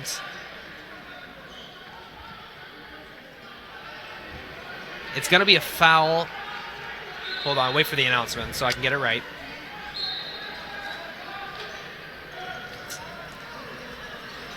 I don't even want to speculate. I don't know. Yeah, that's why I'm going to wait for the announcement. Foster knocked down the basket. And then headed toward the bench, so I wasn't sure. And Daly was charged for a foul right after the basket was made, apparently. So Windsor's going to go to the free throw line. up 7 after the Foster jumper. With 2:20 to go here in the second Q. And the Halifax Rainmen doing everything in their power to keep it under 10 points going into halftime. Yeah, as far as being competitive goes, for as many fouls as they've given up, they're right in this with the Express. If not for the amount of free throws that Windsor has taken, Halifax could be leading. And who knows, maybe these free throws might be the story of the game down the stretch, and how having made them early pays dividends. But Halifax not giving Windsor any room, staying defensive and staying aggressive. It's a sign of good coaching right there. Foster kicks it out to Young. Knocks it down. Kevin Young, the defensive player of the year. The 22-point playoff game average for Young there. It's no joke. Did he just get going is the question. 6-point game now. 53-47 with under 2 to go here in the frame. Bennett shaking off a Parham screen. Commons screens for him. Rolls. Commons knocks down the floater. The Tony Bennett, Chris Commons pick and roll, we've seen it done well so many times. Ando right to the rack, off the glass, and good. Halifax staying aggressive and returning fire. Tony gets a good screen from Chris, stops, pops, leaves it short. Parham saves it, but right into the hands of Foster. Here he comes for the Halifax Rainmen. Fisher in transition, can't knock it down, but Spikes gets it, has it stripped.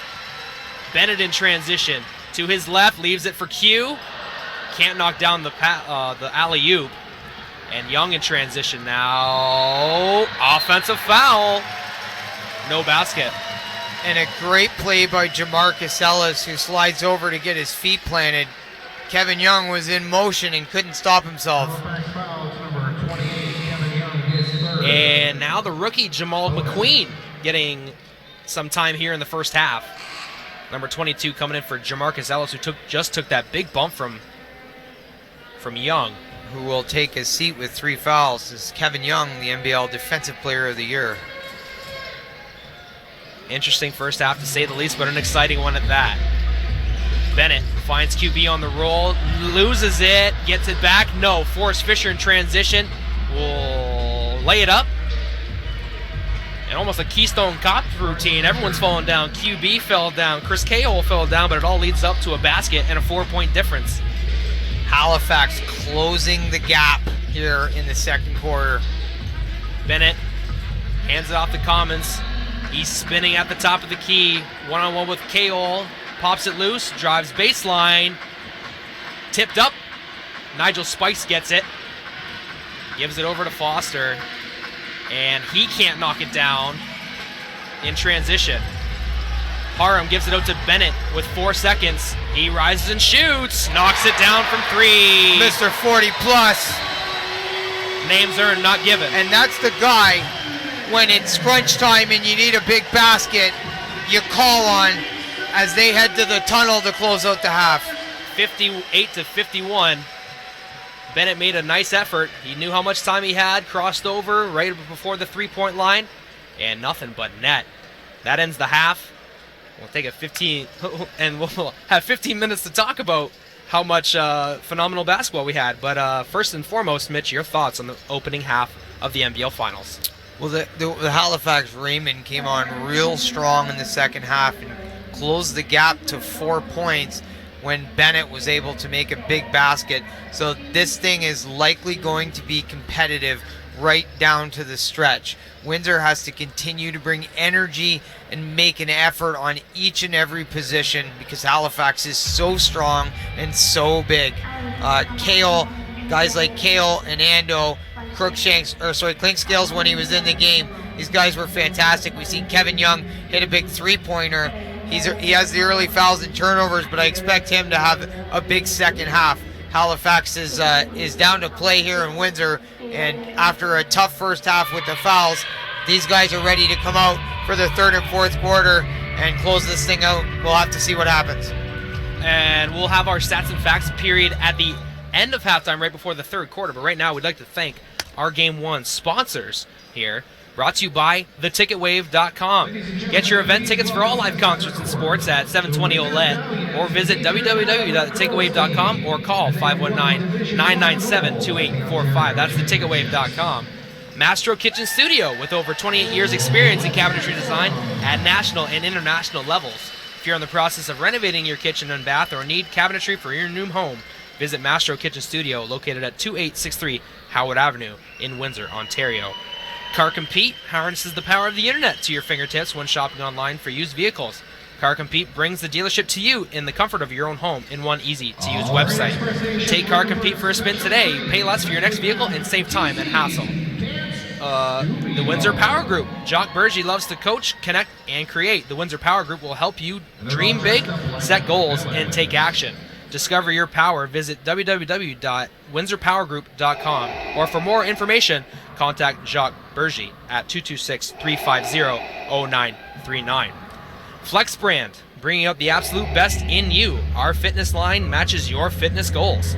Flex Brand at exclusive clothing at 2639 Howard Avenue in Windsor, Ontario. Make sure to call them also at 519-915-8097. Cooked, the web series filmed here in Windsor. This wacky, outrageous, fun comedy is drama is being released very soon, and a proud, yes, and it's a proud product of the city of Windsor. So make sure to check that out. And also, Windsor's very own Cowboys in Cardigans are looking to advance past the second round of the CBC Music Searchlight Contest.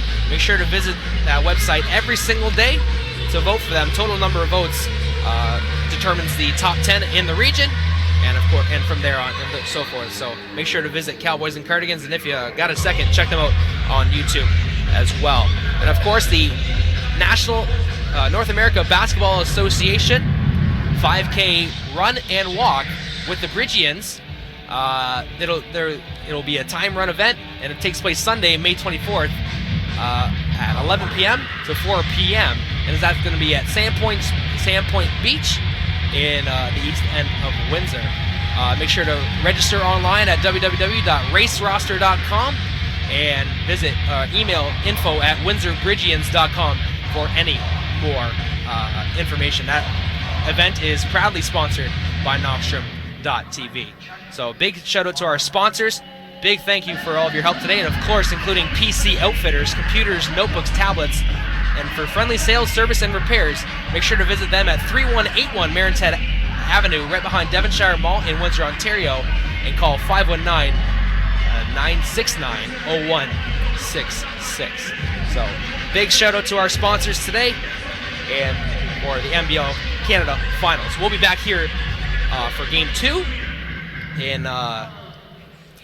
Game 2 Friday, April 17th, before this series heads out to Halifax Sunday, Tuesday, Thursday. So gonna take a short break. We'll come back with our stats and facts before the second half begins. You're watching NBL Canada Basketball on Knockstrom.tv, the home of the Windsor Express.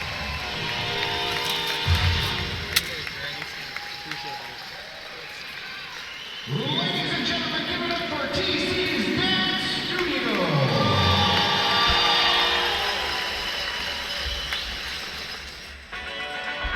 So let me know when you wanted to put the volume back. All right, Express fans, once again, I'm Jay from X96.7. You guys having a good time so far? Nobody? One person? All right. Hope you don't mind. We planned another dance routine, but we're gonna scrap that instead. I got my man, another Jay, with us right here. Jay, have you ever played any professional basketball before? Never. This should still be easy. What we're gonna do is we're gonna get Jay set up at the free throw line.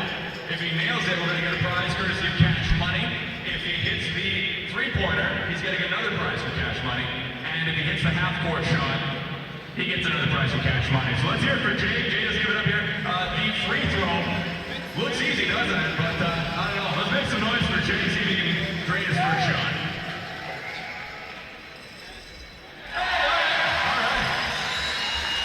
There we are. Jay's mom and grandma are watching. You guys see your boy there? There we go. All right, Jay, the three-pointer. He swore he never basket quick. You do the between the legs method, or are you gonna launch it, or what are you gonna do? I don't know. I'm trying my best. Just gonna try his best. Keep it up to the gods. All right, here we go, Jay. It's a big. It's up. No! Oh! Let's give it up for Jay Hammond, 2 for 3. And don't forget, listen to Mix 96.7, please. They told me to say that. All right, Express Nation, it's time for Scoot Express, sponsored by Imperial Signs. All right, fans, these 2 youngsters are going to race to the other side of the court. First one who makes it is going to win some tickets to Monster Jam here at the WFCU Center. Are you guys ready? On your marks, get set, go!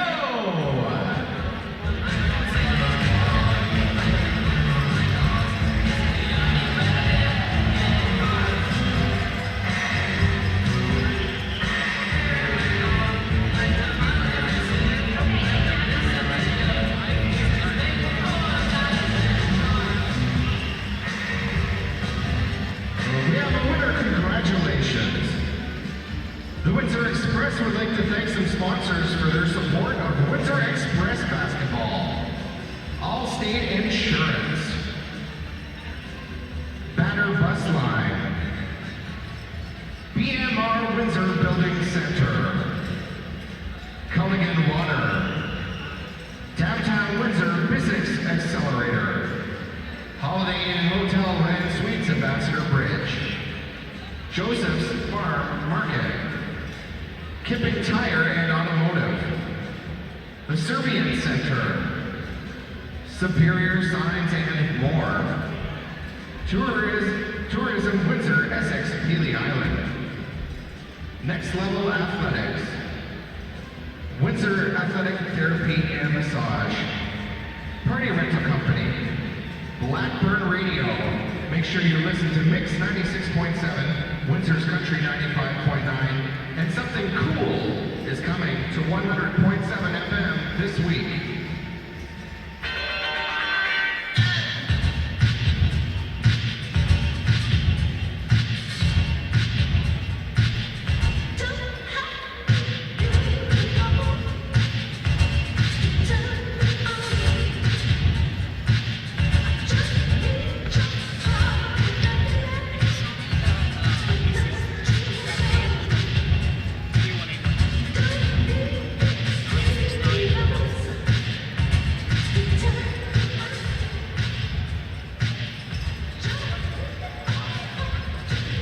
The Windsor Express would like to acknowledge some birthdays in the house tonight and some groups.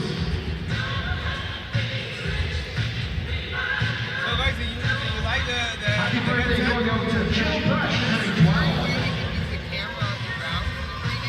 Thank you for spending your birthday with your Windsor Express.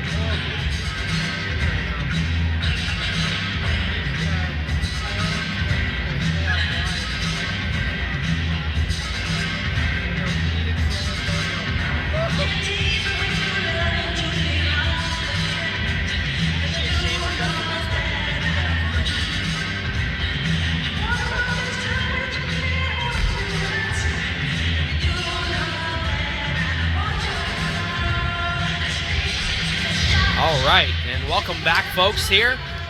A few minutes away from tipping off the second half of NBL Canada Finals, Game 1 between the Windsor Express and Halifax Rainmen.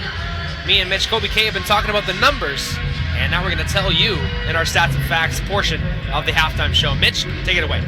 Well, usually we start with some other stats. Today it's going to be the fouls. It's just been that kind of first half. 25 fouls for the Halifax Rainmen, 15 fouls for the Windsor Express, so 40 total fouls between both teams. Now, how did that shape out on the scoreboard?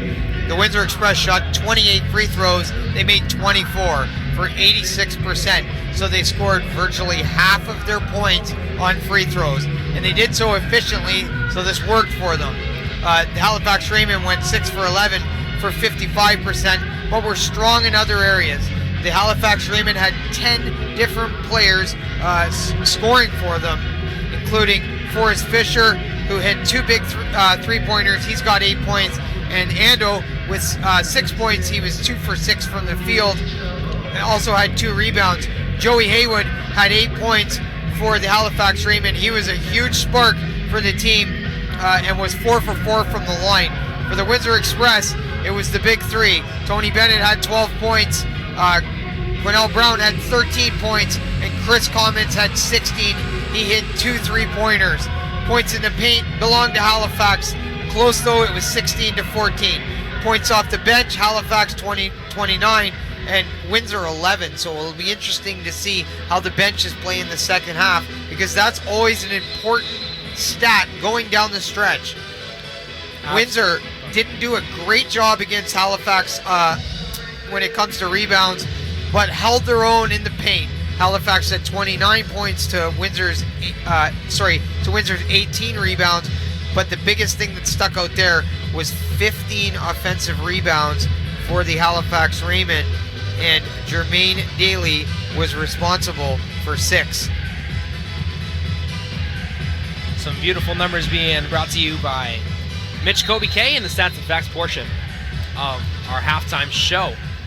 Thank you, ladies and gentlemen, for joining us on Knockstrom.tv, the home of the Windsor Express, for Game 1 action between the Halifax Rainmen and Windsor Express. The hometown Express lead 58-51 at halftime, and we'll look to take a victory into Game 2. That one will take place on Friday, April 17th here at the WFCU Center, before switching gears and heading over to Halifax for the next 3 games.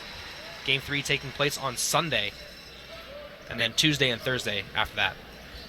You see McMorrow and DeAndre both taking the court again for their respective teams.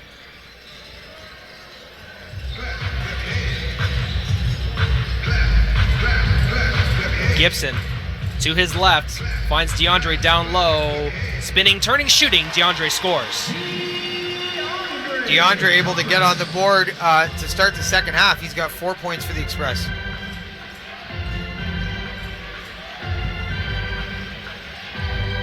Haywood out to Young, driving to his right, at the rim, and a late foul called. That one's going to go against Quinnell Brown. Express foul to number 15, Quinnell Brown. Kevin Young, 6 points in the first half. 2 of 7 from the field. Struggled a little bit, also had 2 rebounds, but he's a guy I absolutely believe will be an impact player in the second half for the Halifax Rainmen as he makes the first free throw.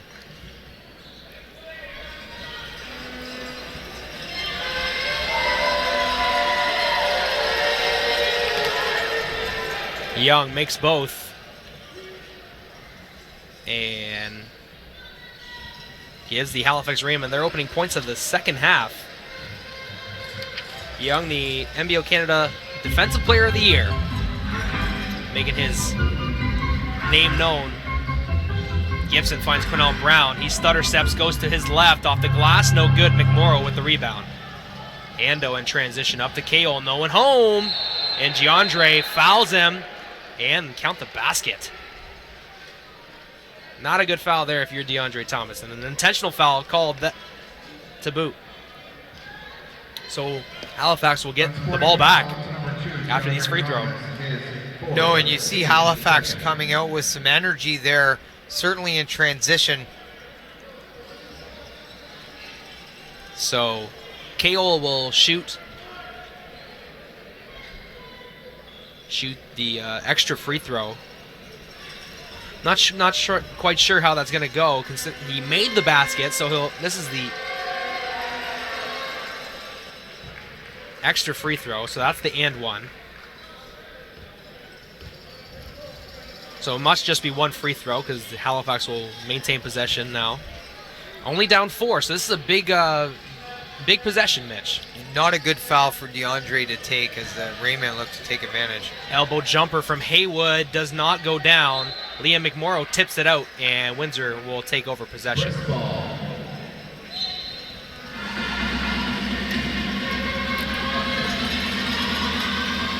Opening minute gone here in the third quarter.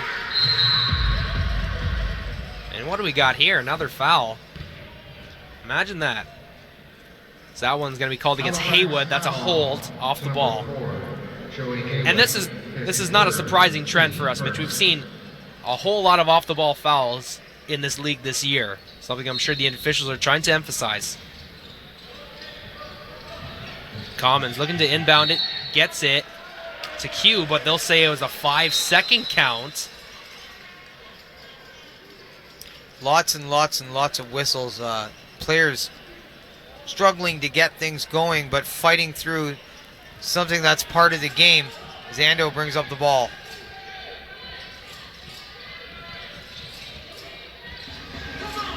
Ando at the free throw line kicks it out to Kale. He takes a couple dribbles, steps it back, has the ball picked away, but gets it back. Kevin Young steps into a three-pointer. No good. Out of the reach of Kale, but Ando is there to reset. 16 offensive rebounds for the Halifax Rainmen. Going inside to Kale, saved from going out of bounds by Gary Gibson. Good play by the Windsor native there. Commons steps into a three. No good. Would have been a big time for a three there, and now Haywood uses a big Liam McMorrow screen to get free on the baseline and score. Gary Gibson ran into a brick wall there. 2-point game. 2 minutes into the third quarter. We knew it was going to be a battle, Mitch. So far it has been. That, my friend. Quinnell Brown off the roll. Finds DeAndre, and he's blocked from Young. Ando in transition. Young is open, tries to split the D, and an offensive foul going to be called. Not sure who that's going to be on. That was going to go against Kale. So that is 3 on Kale. We'll bring you up to speed on who has 3 fouls. Joey Haywood, Christopher Kale, Liam McMorrow, Kevin Young, and Jermaine Daly has 2. Just in case any Rainman fans out there are wondering what the foul situation is for your squad. Commons over to Bennett. A lot of contact down there. And Bennett on his way to the rack gets fouled, so he'll go to the free throw line. And that one's going to go against McMorrow again. That is his 5th foul, Mitch. And Nigel Spike's number likely to be called. Wow.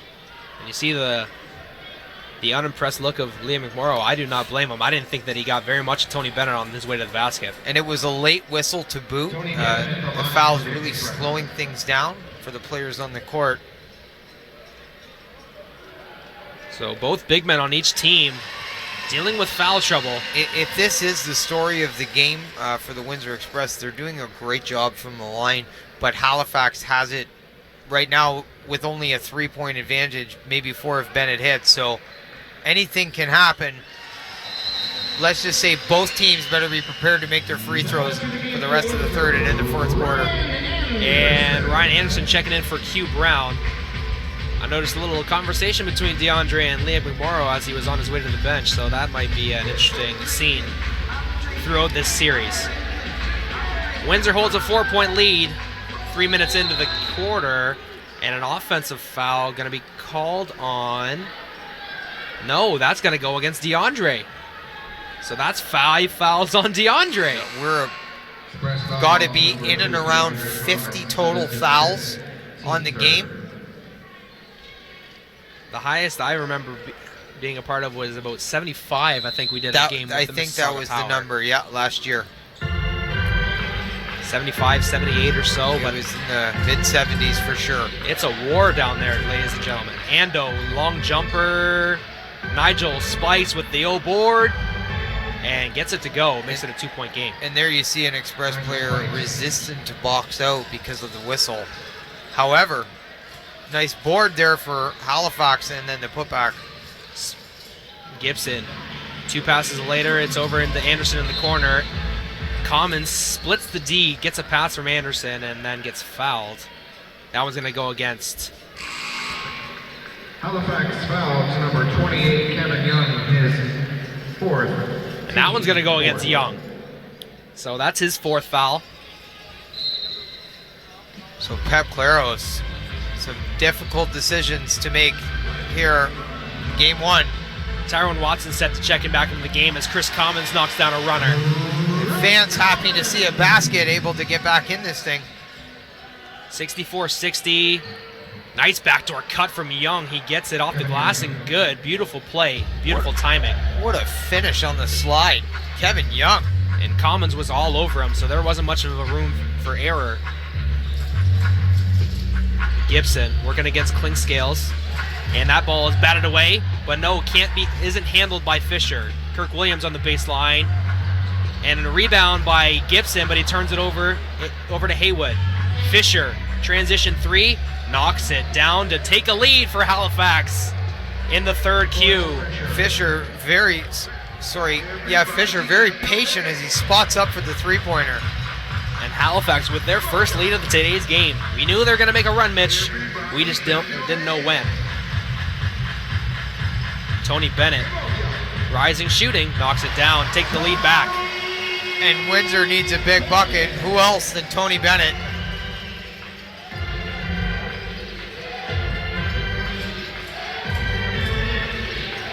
Joey off the glass, blocked by Commons, and he saves it from going out of bounds. Anderson with it now, slowly bringing it up the floor. Hesitation, and he double dribbles, says the official. So another turnover from the Express. I like the energy and effort from Chris Commons, though, on the play prior. Gibson checks out. QB checks back in. Clinkscales at the point, over to Haywood. Haywood with his left, kicks it back out to Fisher, and back to Clinkscales. High screen set from Watson. High screen set from Nigel. 2, 1. Haywood gets it off just at the buzzer, and Nigel Spice throws it down with 2 hands. Woo! Monstrous jam after the offensive rebound. Spikes making his presence felt. What a game. Halifax takes over the lead, 67-66. Bennett. And draws a foul on Spikes, and he taps his chest saying, yep, that was me. Another foul for Halifax. Spikes and Clinkscales come over for the double, end up with another foul. Very near, got a turnover there. QB inbounds it to Commons. Commons with Watson on him, faces up. Going one-on-one with Watson. Spinning to the middle of the key, fading away. Knocks it down. Fading away is an understatement. Clifford, Clinkscales. Pushing off, offensive foul. And with 3 fouls, that one's going to hurt. Certainly, Clinkscales is such an important part of the backcourt for the Halifax Rainmen. That's his 4th on the point guard. And Clinkscales staying in. But you see Pep Claros talking to Ando, and he's going to check back in right now. Bennett defended by Clinkscales. Inside, pass is deflected. That was intended for Commons. Tyrone finishes at the hoop, but a foul is called on Bennett at the three-point line for blocking. And another turnover by the Windsor Express that caused that play to come back for the Halifax Rainmen. As Ando comes to check in, I've been really impressed with his on-ball defense so far in this one. He's given both Bennett and Gibson lots of trouble. And that is Bennett's third foul as we reach a timeout here in the third quarter. A 1-point game surfacing after the Express took a 15-point lead. Mitch, your thoughts on Halifax's resiliency? Well, with this many whistles, you got to play mistake-free. And the Express have turned the ball over a few times. There's been some sloppy passes. Halifax has continued to stay aggressive and have rebounded. And again on the offensive end, that's going to be a huge factor in this game, whether it's for or against the Express. And then for the Halifax Rainmen, they've done a great job in the paint. I think substitutions are going to be key here for the rest of the game in calling the right number for both sides.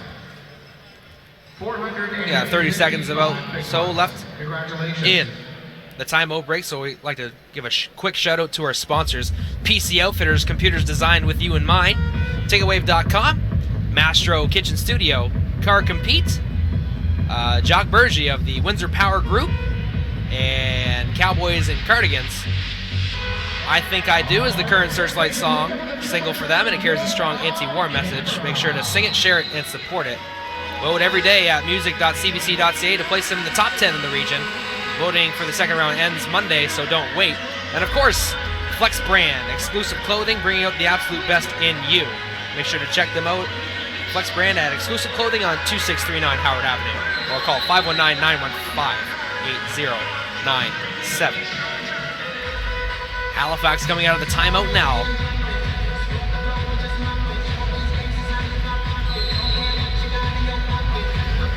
And third quarter play is underway. Midway through the third quarter, Windsor up by 1 in what has been a great game so far. Fisher rising, shooting, leaves it short. Anderson with the rebound.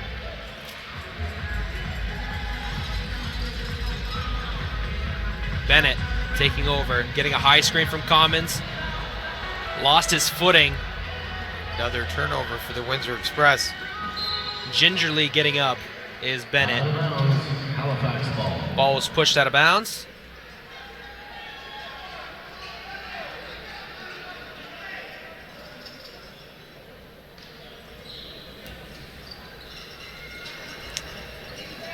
We're just getting a little bit of the sweat picked up off the floor. And a nice crowd here at the WFCU Center, Mitch. Certainly everybody looks to be enjoying themselves. Game 1 of the NBL Finals. Ando. Beautiful ball movement by the Halifax Rainmen there. Haywood off the bounce, gets right to the rack and scores. Nigel Spikes providing a screen on Bennett and then posting up in the paint.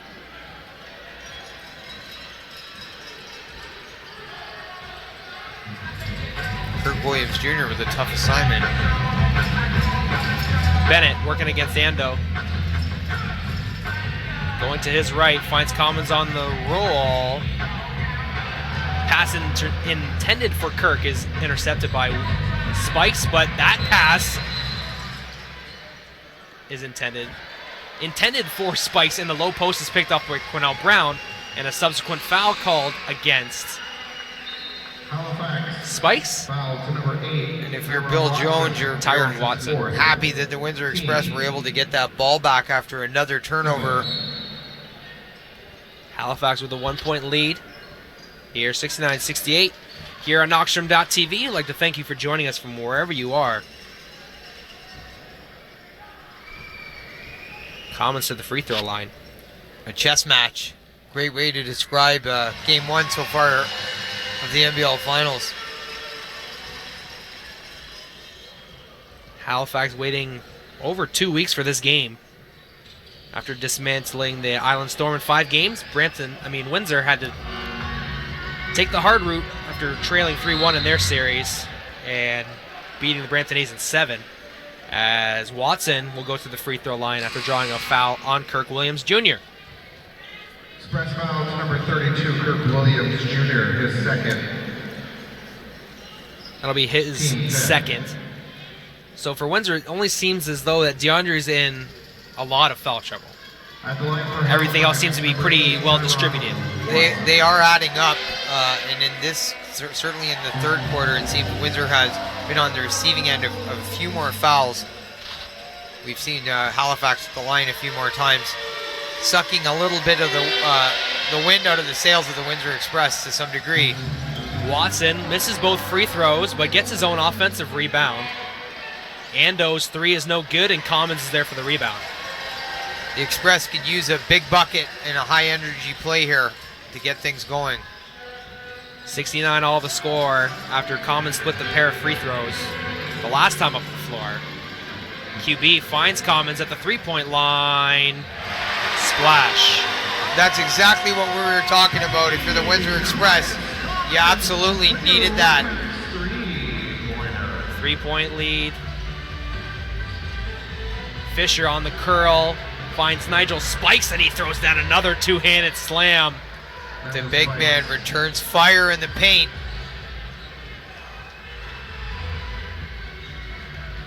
Bennett driving, and the near official called that one. I'm going to believe that's going to go on Ando. So Spikes with a clear size advantage right now in the paint for the Halifax Rainmen. He looks to exploit that going forward here with 3:33 left in the third. Bonus situation. Halifax in bonus, so Windsor will be shooting on each foul from this point forward in the quarter. So plenty of fouls for both sides. In the third, as we will have some total numbers for you when our stats runner brings the next set of pages, and I can bring you up to speed with who's got what in terms of the fouls. Big shout out to our crew here today for Knoxstrom.tv. Emily Rubinski, the lovely Shay Rochelle, your humble servant Alejandro, stats runner Ken Miller, and of course, Brett Hedges and Mitch Kobe K on the call. Thank you for joining us. 74-71. Ando to his left, kicks it out to Foster. Foster, step back three, no good. Loisel with the rebound.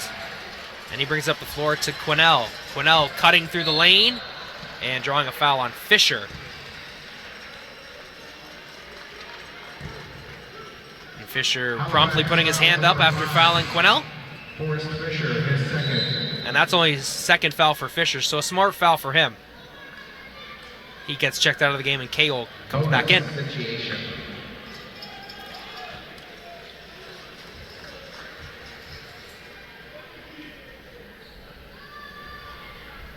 Ooh, Quinnell misses the first.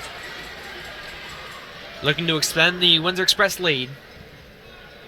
The NBL Canada MVP, recently named a few days ago, averaged over 20 points a game over the 32-game regular season. Has increased that points per game average up to 24.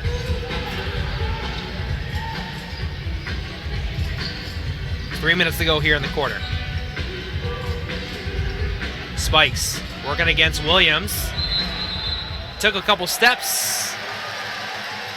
And some good hands-up defense there by Kirk Williams Jr.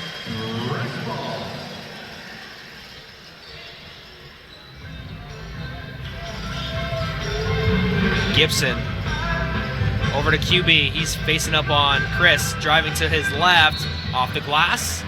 And a foul called on Daly. And a smart play for Quinnell Brown is he's so aggressive and able, in his aggressive move, he's able to get to the rack once again.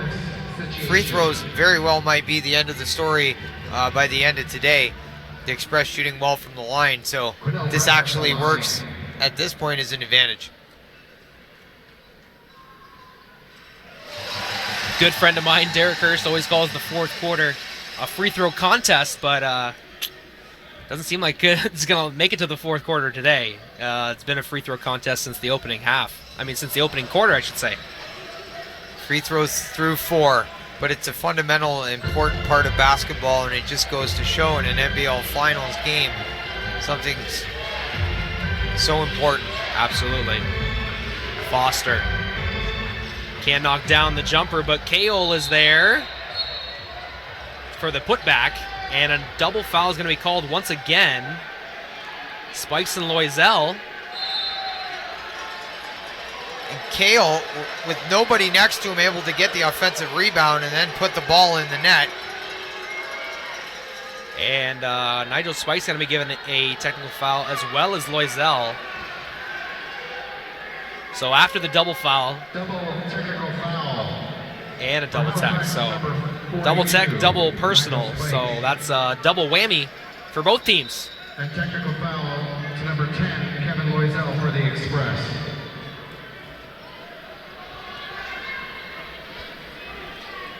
So I'm not sure what they are doing at the scorer's desk there, but they're trying to figure out something. Not too sure. I'm sure that it's all going to wash out, and Windsor Express going to have possession since there was a double foul. Kevin Loisel checking out of the game. And I believe it was Gibson that came in for him. And the Express with a 3-point lead with just over 2 minutes to go in the third quarter.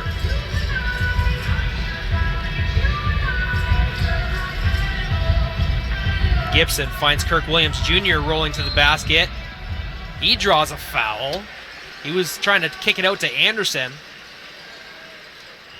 Luckily for him, they got the foul call because Anderson was nowhere near the outlet pass. Once we get the final numbers, we'll start to get an idea of who's in severe foul trouble of being sat down for the night, as I'm sure it's going to eventually get there at this rate. It should be interesting to see. What do you got? Over under on 100 fouls today? I think we were in and around 50 a few minutes into the third. So at this rate, it could be close. 80? 80 is a good number. And it's just adversity that both teams have to play through, and the best team will win at the end of the day. It's just one of those things. Halifax used half their shot clock just getting over half and getting set, so not a lot of time to work with. Pedro Foster off the glass, gets it to fall. And a pretty finish, the right hand on the left side. Foster.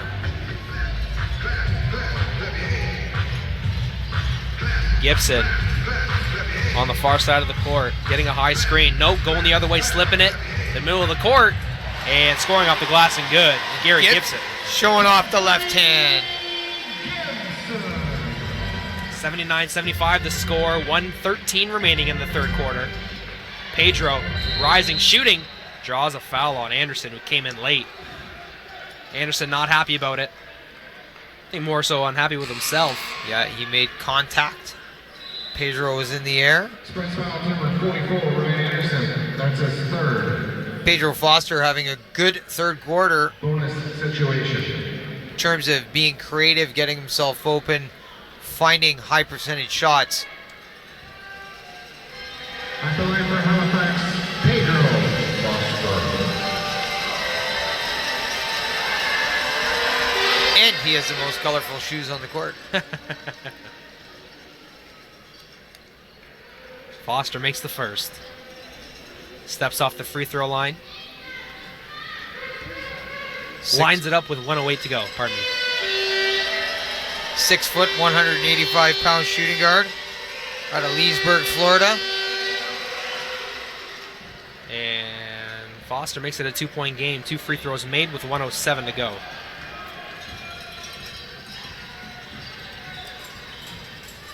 Gibson at the helm again. Trying to get it inside to Quinnell. He's at the 3-point line, defended by Fisher. Going to his right. Leaves it for Kirk. He can't hang on to it. No, they'll say that went off a Halifax defender. Windsor Express basketball. Express ball. 50 seconds left in the third. And the officials will confirm that it was off of an Express player, so it'll be Halifax ball. Halifax ball.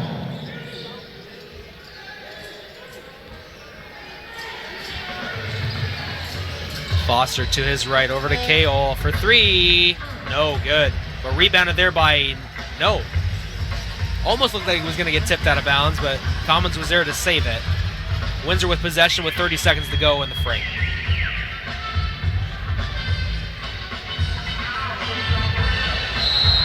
And Gibson gets hacked, not hacked, but gets contacted from Spikes.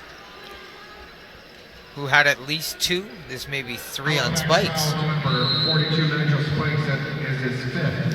He just got 2 fouls in the same span, so that doubled his foul count. Pardon me, So my that's number mistake. 5. So both Giants for Halifax, both playing with 5 fouls now.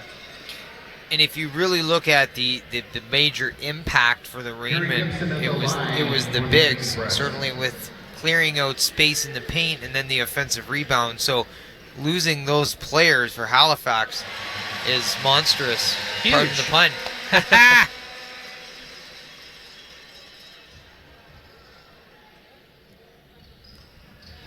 Gibson splits the pair of free throws. Windsor with a 3-point lead. Foster. Shot clock turned off, so Halifax can take their time, wait for the last shot. Forrest Fisher on the curl.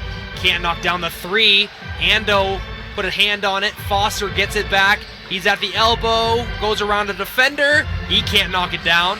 And that is how the third quarter ends. And a couple more offensive rebounds for Halifax, who are absolutely dominating in that category. That has to change in the fourth quarter if you're the Windsor Express and you want to get out of here with a W. Absolutely. Third quarter ends with the Express leading 80-77. Game 1 sponsors of the NBL Finals include The Windsor Express dance team and the PC Outfitters, computers designed with you in mind for friendly sales, service, and repairs. Visit PC Outfitters behind Devonshire Mall at 3181 Marinette Avenue or call 519-969-0166. TheTicketWave.com. Get your event tickets for all live concerts and sports at 720 Oled Avenue or call 519-997-2845. That's TheTicketWave.com. Mastro Kitchen Studio with over 28 years experience in cabinetry design at national and international levels. If you're in the process of renovating your kitchen or bath or need cabinetry for your new home, visit Mastro Kitchen Studio located at 2863 Howard Avenue in Windsor, Ontario. Car Compete harnesses the power of the internet to your fingertips when shopping online for used vehicles. Car Compete brings the dealerships to you in the comfort of your own home in one easy-to-use website. Take Car Compete for a spin today. Pay less for your next vehicle. Save time and hassle. The Windsor Power Group loves to coach, connect, and create. Pardon me, that's Jock Bergie loves to coach, connect, and create. The Windsor Power Group will help you dream big, set goals, take action. Discover your power at www.windsorpowergroup.com. Or for more information, contact Jock Bergie at 226-350-0939. Cowboys and Cardigans, make sure to vote for the Windsor Band and their journey to be Canada's next great band. Vote at music.cbc.ca every day to place them in the top 10 in the region. Voting for the second round ends Monday, so do not wait. I Think I Do is the current Search Song Contest single and carries with it a strong anti-war message. Sing it, share it, and support it. That's Cowboys and Cardigan. And of course, Flex Brand, bringing out the absolute best in you. Our fitness line matches your fitness goals. Flex Brand at exclusive clothing on 2639 Howard Avenue or call 519-915-8097. Mitch, your thoughts on the third quarter? Well, both teams, having to fight through the frustrations of the fouls, make things happen, get some stops. I thought Halifax did a really good job on their end, and the Windsor Express played strong basketball as well. Halifax taking over possession to start the fourth quarter. Both these teams in a dogfight since the opening cue. Oh, almost a beautiful feed there by Ando. Just mishandled by Daly, and it goes out of bounds. Express basketball. Come on, Express Nation, make some noise! The crowd gets into it here. Gibson. Over to Quinnell. Going inside to Commons, and Forrest Fisher's going to be called for a foul. Holding Commons in the low post. That'll be his third. Halifax foul to number 5, Forrest Fisher, his third, team first.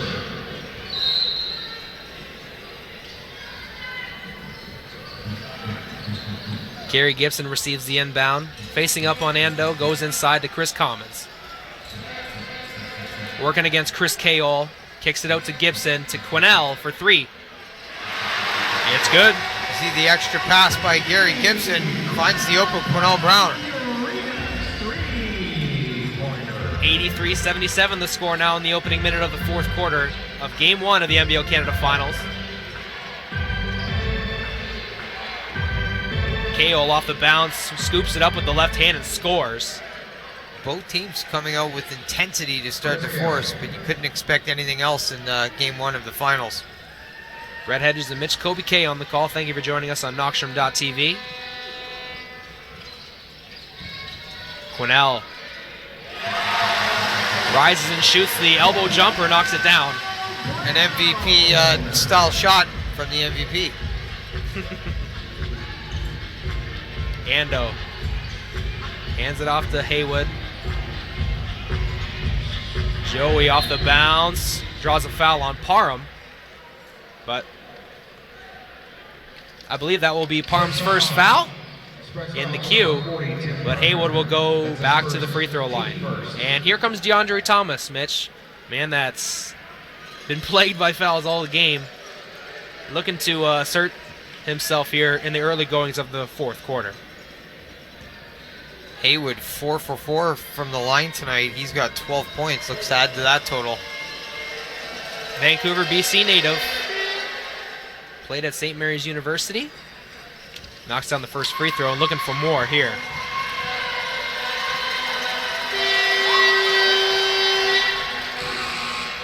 Knocks down both. And Liam McMorrow checking into the game now to match up with DeAndre. Interesting. So the Rainmen 13 for 18 from the line at 61%, and the Express 33 for 42 at 79%. Wow, 42 free throw attempts. Gibson to his right. Gets it over to Quinnell. Gets a high screen from DeAndre. Turning the corner. Quinnell kicks it out to Gary for 3. Too strong. DeAndre with the O board. Kicks it out to Commons for 3. It's good. The DeAndre Thomas factor when he's on the floor. Gets the rebound and finds Chris Commons. Klingscales at the helm. Gets a high screen from McMorrow. Stops at the three-point line. Finds Daly. He's stripped. And Gibson up the floor, gives it up to Commons. He goes with his left hand. Floater's good. And that's 90 points, Mitchell. You know what that means. It means free Frosties for all the fans, but things really picking up here in the fourth quarter for both sides as things getting exciting. Klingscales answers with a three-pointer to make it a 6-point game. Big shot. 8 points for Klingscales and his second three-pointer on the night. Gibson bringing the ball up the floor slowly for the Express. Looking inside to Quinnell Brown. He's facing up on Joey Haywood. Working in the low post. Finds DeAndre. He got McMorrow to overcommit. DeAndre tipped it out, but the three-pointer by Gibson's no good. Klingscales in transition. It's good. Off the bootstraps of a defensive rebound. 42 rebounds for the Halifax Rainmen tonight. 20 on the offensive end. And what was a 9-point lead for the Express is now 3. Great basketball being played here in Game 1. Gibson looking to his left. Gets grabbed from behind. And that's going to go against Klingscales. 5, I believe. Fifth foul for Klingscales. Ando checks out. Tyrone Watson checks in. So Klingscales and McMorrow both on the floor for Halifax right now, both playing with 5 fouls. Gibson turning the corner over to Jamarcus Ellis in the corner. Down low to DeAndre, backing down McMorrow off the glass and good. How strong is DeAndre Thomas? Able to bounce McMorrow off him on the post. Klingscales at the top of the key. Looking to turn it on with his left, and a reach-in foul going to be called against Gibson. Express foul to number 14. McMorrow, a Toronto, Ontario native, played his college ball at Tennessee Tech. Halifax with 42 points off the bench tonight to Windsor's 12. Subs in. Bennett checks in for Gibson, and he'll match up with Klingscales. Watson throwing the ball in. Jermaine Daly receives it and hands it off to Klingscales. To his right, Clifford crosses over. Beautiful move in tight. Can't get it to fall. Lots of Windsor bodies in the paint to box out. Quinnell stops. Can't get it to fall. But there's Jamarcus Ellis, who saves him from going out of bounds. And then a nice, beautiful acrobatic play to keep it. Commons at the rim. And one. DeAndre with a serious bounce pass. Injecting some energy and life into the crowd as Chris Commons able to finish at the rim. But that play wouldn't have started without the O board from Jamarcus Ellis.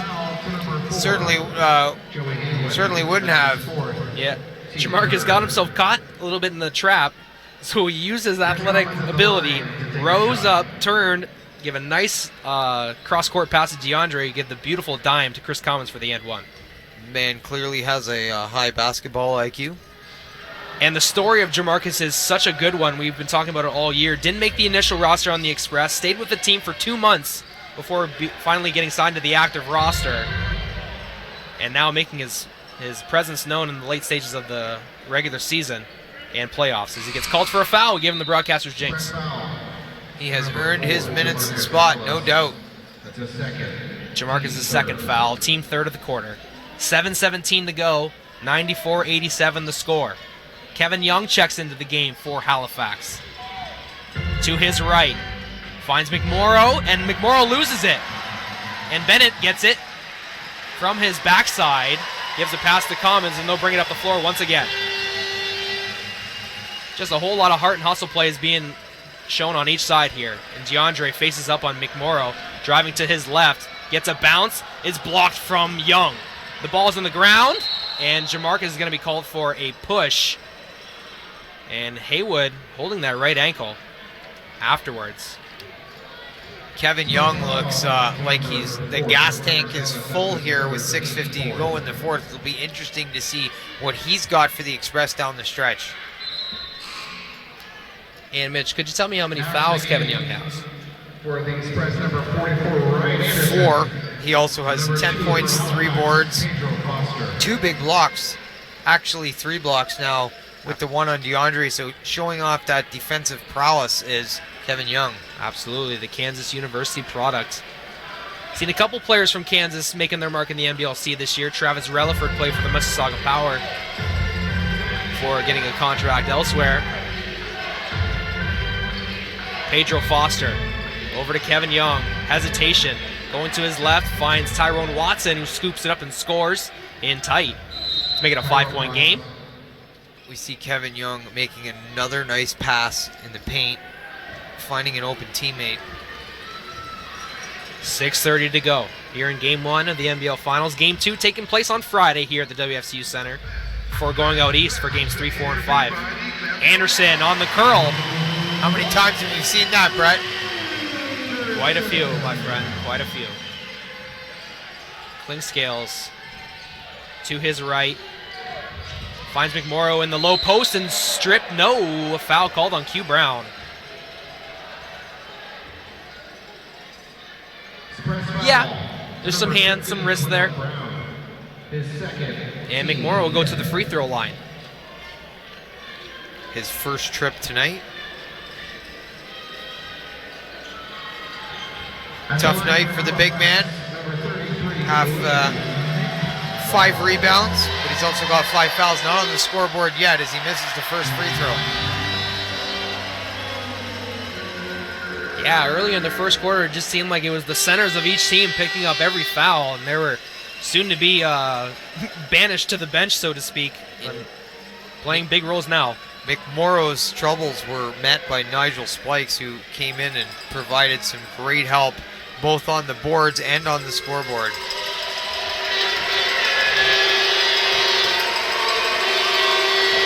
McMorrow splits the free throws for his first point of the game, correct? Yes, now he is on the board. Lee McMorrow has struggled mainly because of the fouls. Bennett looking to turn the corner, crossing over, finds DeAndre in the low post. Gets it back, does DeAndre. Finds TB for three, off the side of the rim. Clinkscales up the floor. Foster patiently does not knock it down. I thought he had a clear look, and that one is going to go against DeAndre. Foster with the offensive board. And I believe that's going to be it for Dre. Foster had an extremely clean look at the three-point line before he picked up that offensive rebound. Yeah, but almost a more impactful play was the O board and the ensuing follow-up. So DeAndre fouling out of the game here. And a timeout being called on the floor. Midway through the fourth quarter, a really good game here in game one. Tightly contested, difficult, tough defensive matchup, and then we see both teams starting to come alive on the offensive end in the second half. Absolutely. Great game so far. Couldn't agree more. And of course, game one sponsors include PC Outfitters, theticketwave.com, Mastro Kitchen Studio, Car Compete, Jacques Bergy of the Windsor Power Group, Cowboys and Cardigans. Make sure to vote for them at music.cbc.ca every day. Our Windsor Bridgians 5K run, and of course Flex Brand, bringing up the absolute best in you at exclusive clothing on 2639 Howard Avenue or 519-915-8097. Wonderful crowd here at the WFCU Center, Mitch. Oh, and of course we couldn't forget Cook, the web series, the comedy drama filmed here in Windsor, Ontario. Filmed right in the west end of Windsor at the Dominion House, so make sure to check that out on YouTube. That's Cooked. Bring you guys up to date on some foul situations certainly for our friends at Halifax. Nigel Spikes has 5, Liam McMorrow has 5, Kevin Young has 4. Is it 5 for more? 4, I believe. 4. Clifford Clinkscales with 4. Tyrone Watson with 4. And then obviously DeAndre Thomas is just fouled out for the Express. So 5:37 to go. A lot of time to play without the big man. But Windsor up 6 points now. Gonna need a whole lot from their bench to close this one out as Pedro Foster goes to the free throw line for 2. Big free throws here if you're the Halifax Rainmen. Kirk Williams Jr. will take place of DeAndre Thomas. And Foster knocks down the first.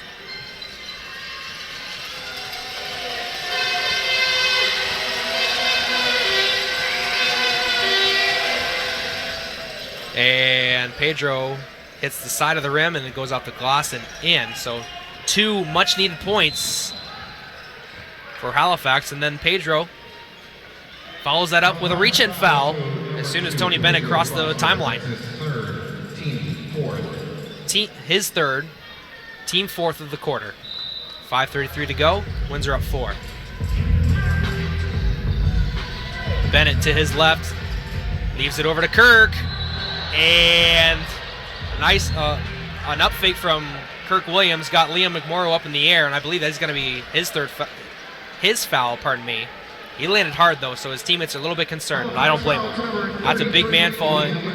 And I believe the second time he has done that, gone up to block a shot and came down. So let's hope he's okay. And it has just been announced he also has 6 fouls.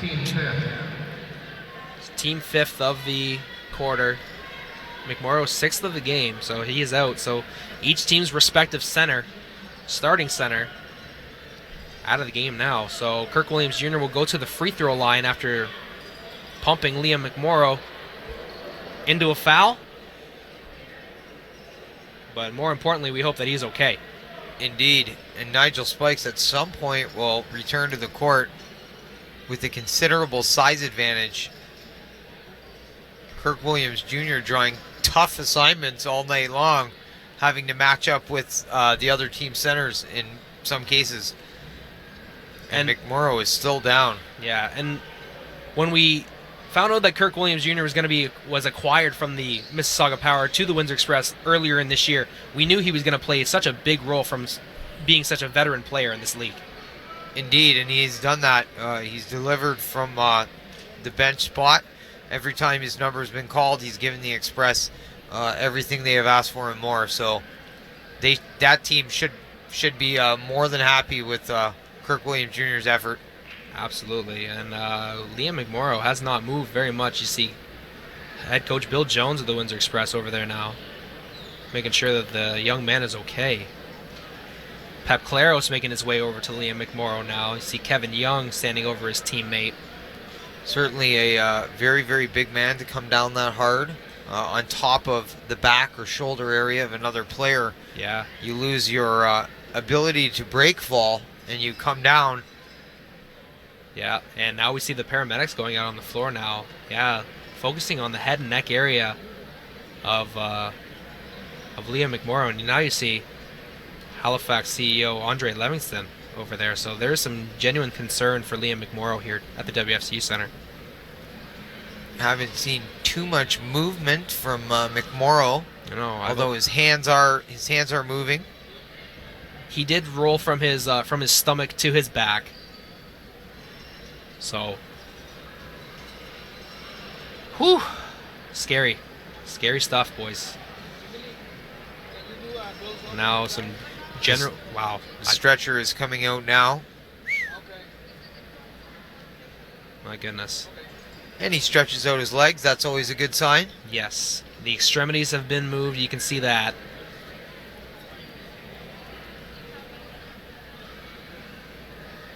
Tough physical play of game one. Yeah. Being evident here. A lot of silence here at the WFCU Center. You see some of the paramedics, one of them's got a phone user. He might be calling a bus here to come get Liam McMorrow. A bus being an ambulance, of course. Big man to put on that stretcher for sure.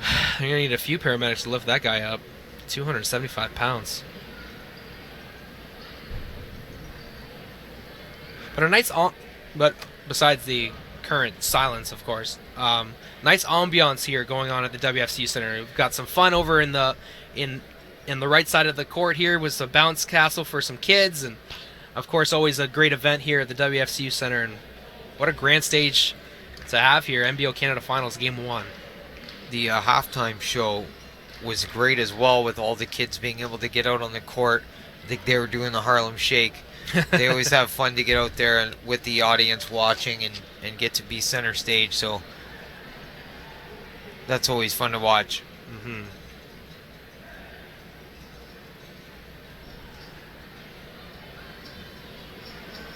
Yeah, jeez. I don't know what to say, Mitch. This is a first for us. We've never seen an injury quite this serious in an NBO Canada game here. Not at the WFC Center anyway.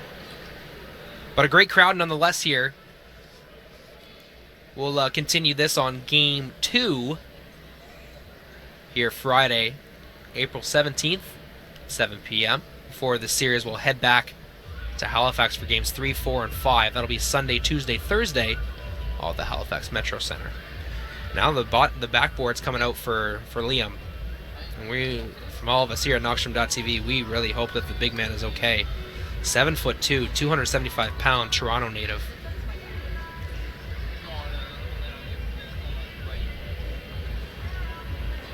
See the one medic there holding Liam's neck still. I couldn't see exactly where he fell. I just know his momentum shifted when he hit Kirk's body. Uh-huh. May have fell down on the neck or head area.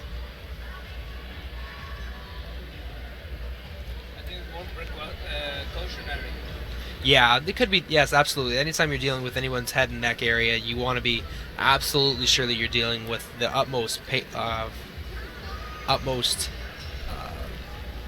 touch, care, etc. So obviously doing their job to the best of their ability. Those paramedics doing a great job attending to Liam McMorrow.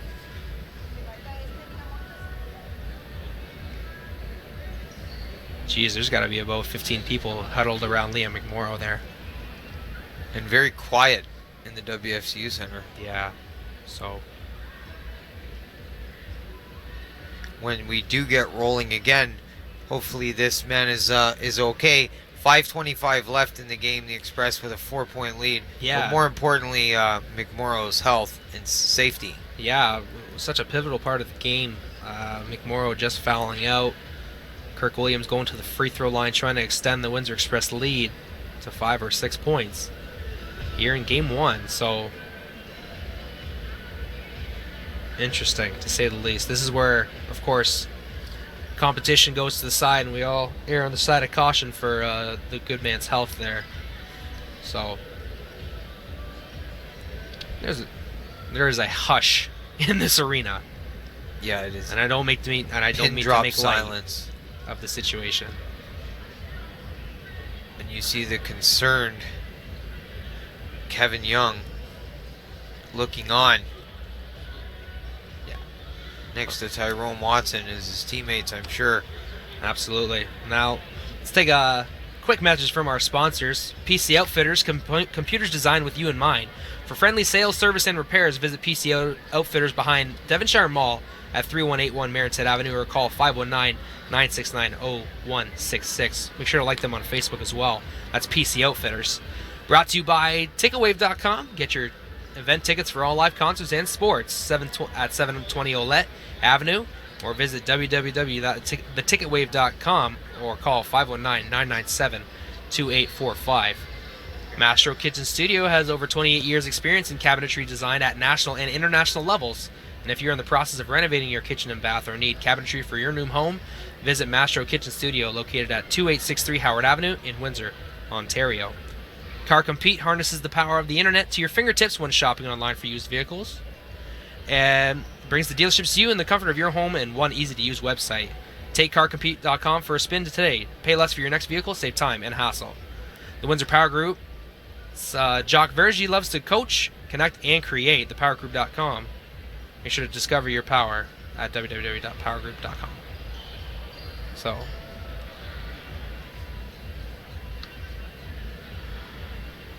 McMorrow is yet to be placed on the stretcher. Of course, the utmost care and respect being put for the big man.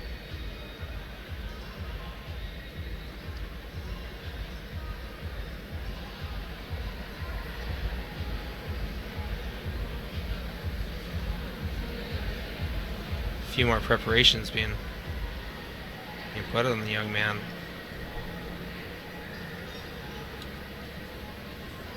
Yes, but all this is cautionary.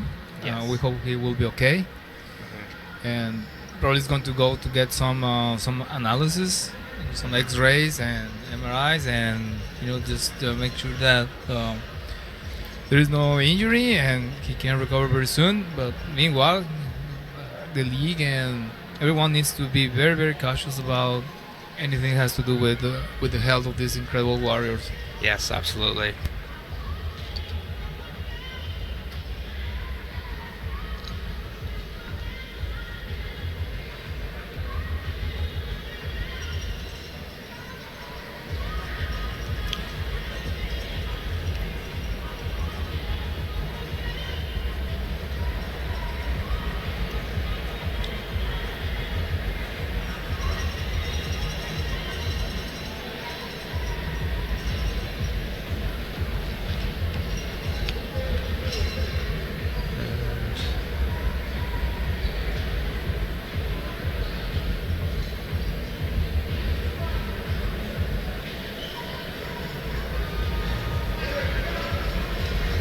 It just leaves such a scary feeling in your stomach when you see things like this. And this is us as human beings, not broadcasters, talking right now. it's scary to see people like this. It's also nice to see the people that want to help come together, and Yes. these paramedics and people with these skills that can help save lives as they get them loaded on and the crowd reacts. And a standing O now being given up for Liam McMorrow. Every single member of the Windsor Express coming, giving their well wishes and their concerns. What great to Liam sportsmanship. McMorrow. Wonderful. As scary as it is, that's a great show of sportsmanship from the league and the players that make it so wonderful. And Halifax starting to run some drills to warm back up. Yep. 5:25 to go here in the fourth quarter. So it'll be interesting to see what the break did. Yes. To the energy and pace of both teams and how they're going to come out with 5:25 left. And a nice round of applause here for Liam McMorrow.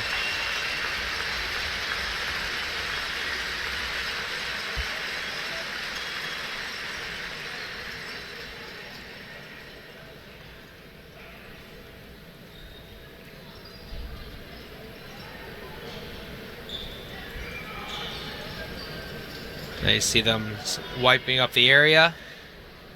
It's Tim Gerald on the Windsor Express, helping himself out and going back to his camera.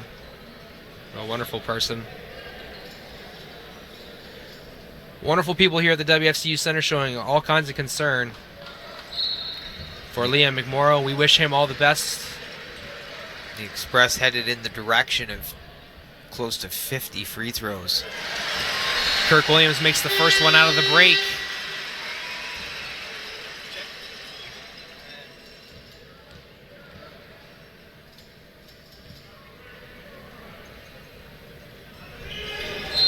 Kirk misses the second free throw, and there's early entry from Halifax. Not sure who it was, but the official said there was early entry, so the missed free throw is negated. Kirk Williams for the second free throw. Oh, ball don't lie. Circled the drain, couldn't go down. Split pair of free throws gives the Express a 5-point lead here with 5:15 remaining in the fourth quarter. Watson, one-on-one with Quinnell, going towards the baseline. Scoring off the glass and good. Count the basket and the foul. So the free throw game continues, although it is an and one play. Very, very important as Halifax has a chance to reduce the lead to 2 if it drops. Big play right here.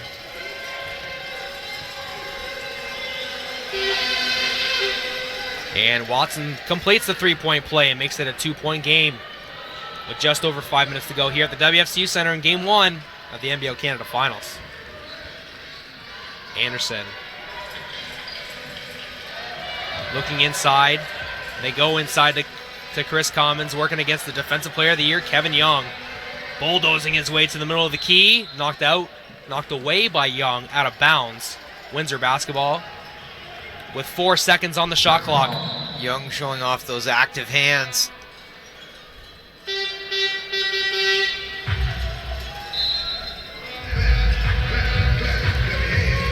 Bennett rising and shooting.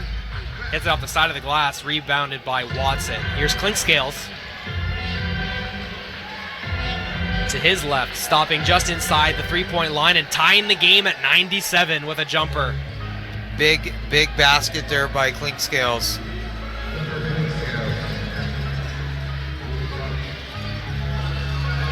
Bennett working against Clinkscales, gets a screen, working to his left. Stops, no, gives a pass over to Kirk. He up fakes, rotates it back to Q, to Anderson, off the side of the rim. Young in transition. Extra pass to Foster, can't get it to go. 2 Halifax Rainmen fight over it. Young shoots, spikes off the glass, no good once again. Ball's on the ground. Young can't get it, and Commons finally corrals it. But he's got 3 Halifax players all around him, and they knock it down. And fortunately for the Windsor Express, after what I counted was 3 offensive rebounds. Wow. What a series of plays here in the late stages of the fourth. Less than 4 minutes to go in the fourth. Tie game, 97 all.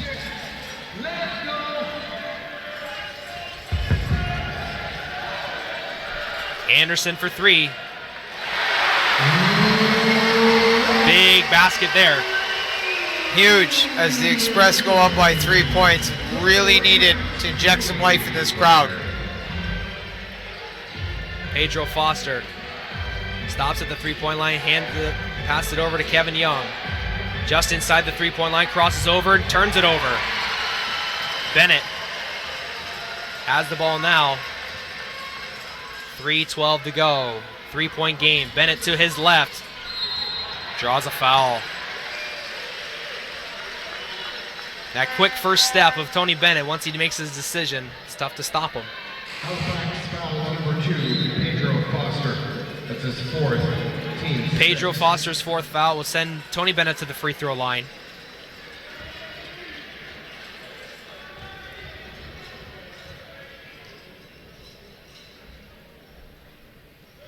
Knocks down. So if the story of this game is free throws, Windsor can be happy with the rate that they've converted at. They've been really good from the charity stripe.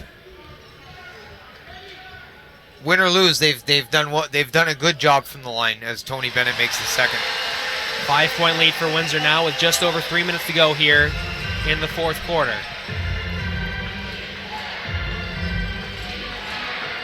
Clinkscales over to Watson and gets fouled by Brown.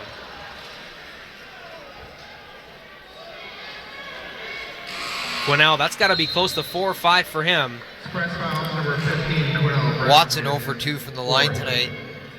Bonus situation. So at this point, if you are going to put a guy on the line for the Halifax Rainmen, judging by paper, it is Watson.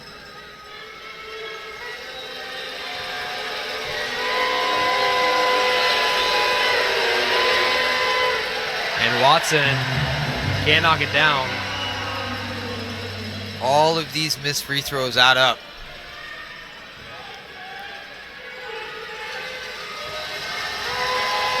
It'd be interesting to see after the game what our foul count is as Watson misses the second. Almost crept over the front rim as Kirk Williams brings it over the timeline and hands it off to Tony Bennett.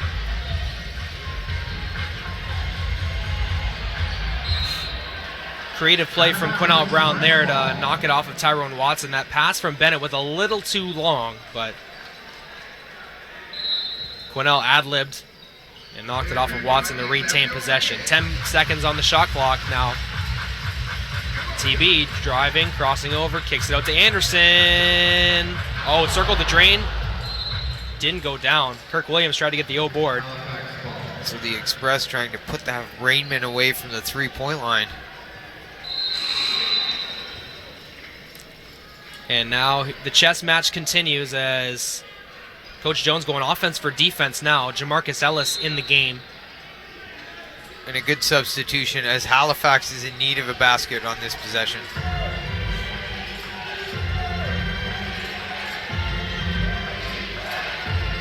Clinkscales over to Young. Wide open from 3. No good. Forrest Fisher with the offensive glass. He puts it up, and it does not fall. Good look, went off the front rim. Halifax unable to convert off the offensive rebound. Jamarcus. One-on-one with Forrest Fisher. Wow, what a move. Jamarcus Ellis with the stamp. Chicago, Illinois native went 1-on-2 on that one. Forrest Fisher and Kevin Young there trying to adjust the shot. And they got adjusted all right, but unfortunately for them, it went through the hoop. And maybe the biggest basket of the game, certainly for the Express. Mitch, it's crunch time now for either team. Mistakes can really cost you. It'll be interesting to see against how many offensive rebounds Halifax had their second chance points opportunity. And did they capitalize on all of them, or what percentage they capitalized on them?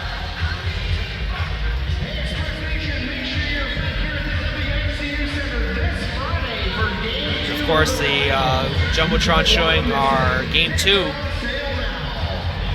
date and time, Friday, April 17th at 7 p.m. So a day off for these teams and tomorrow, and for the Halifax Rainmen, hopefully a good analysis of Liam McMorrow. From all of us here at Knoxstrom, we really hope that he is okay, and there's nothing more that we can really say about that. He's with some of Windsor's finest now. So Game 2 stands to look a lot different than this. You just know that's for sure. So it'll be interesting to see when these guys get out in the open lane what that looks like. So Halifax ball now after the made shot from Jamarcus Ellis. We were talking about a little bit of a chess match between Bill Jones trading out Jamarcus for Anderson, but Anderson showing off a good skill set there, knocking down a clutch basket. Fisher finds Kevin Young on the roll. Oh, Tyrone Watson can't knock down the shot from in close, and a late foul call. Young has hit several teammates in the paint with passes, and they've been unable to finish at the rim. Great playmaking ability from the defensive player of the year, Kansas University product. Tyrone Watson 0 for 4 from the free throw line tonight. These are very, very important if you're the Halifax Rainmen.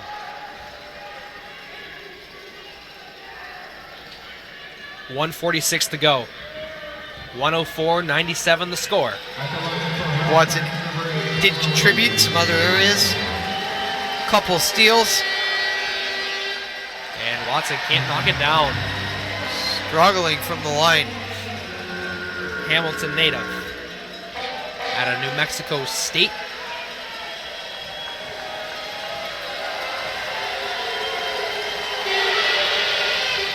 And Watson can't get it again, but Klingscales is there for the opportunistic offensive rebound.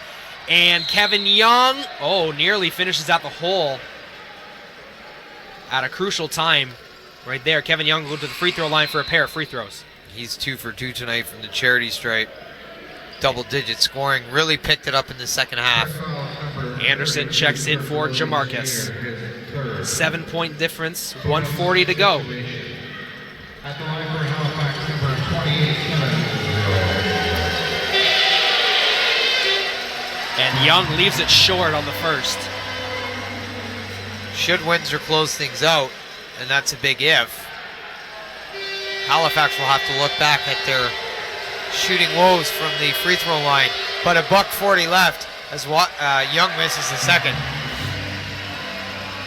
Quinell Brown bringing the ball up the floor. Hands it off to Bennett. 1:30 to go. It has been a battle here, ladies and gentlemen, to say the least. Tony Bennett turning the corner and drawing a reach-in foul.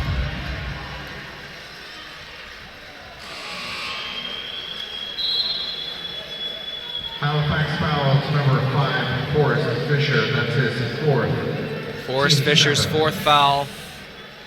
Team 7th, so Express will be shooting free throws from this point forward. Bennett at the line. Ooh, too strong on the first.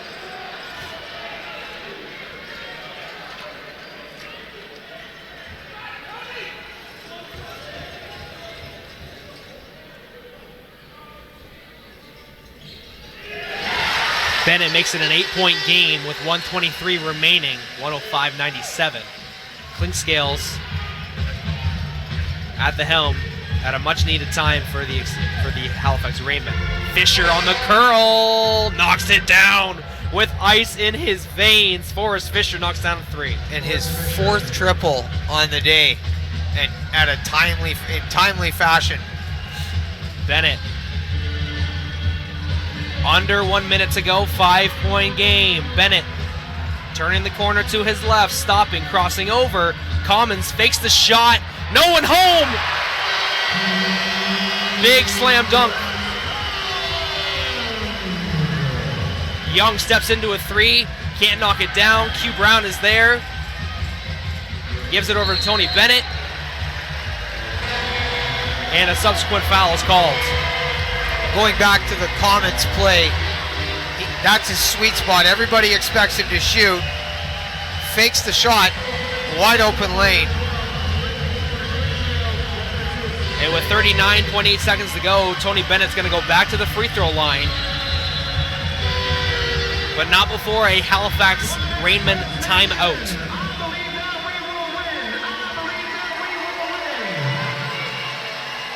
And of course, Game 1 sponsors include Cowboys and Cardigans. Make sure to vote for the Windsor Band on their journey to be Canada's next great band. Vote at music.cbc.ca every day to place in the top 10 in the region. Voting for the second round ends Monday, so don't wait. And of course, Flex Brand, bringing out the absolute best in you. Our fitness line matches your fitness goal. Flex Brand at exclusive clothing on 2639 Howard Avenue. You make sure to give them a call at 519-915-8097. Sponsors also include the Ticketwave.com, PC Outfitters, Mastro Kitchen Studio, Car Compete, and Jacques Bergy of the Windsor Power Group. And what a phenomenal game this has been, Mitch. Obviously, it's been a lot of ups and downs, of course. We had a lot of downtime with the Liam McMorrow injury, but the one thing that's remained constant is phenomenal basketball. Indeed, it's been exciting as we close this thing out. 39.8 left. Express have a 7-point lead. Both teams fought very, very hard tonight. Like I said, the Express did very, very well from the free throw line. It might be the difference. But the offensive rebounds of the Halifax Rainmen were just out of this world, as I look forward to getting that total. Absolutely. And stay tuned, folks, after the completion of Game 1 for our Stats and Facts period to get the final stats and, of course, our thoughts and analysis of the game on Knocksham.tv, the home of the Windsor Express. Thank you for joining us, ladies and gentlemen. Mitch, Kobe K, and Brett Hedges on the call.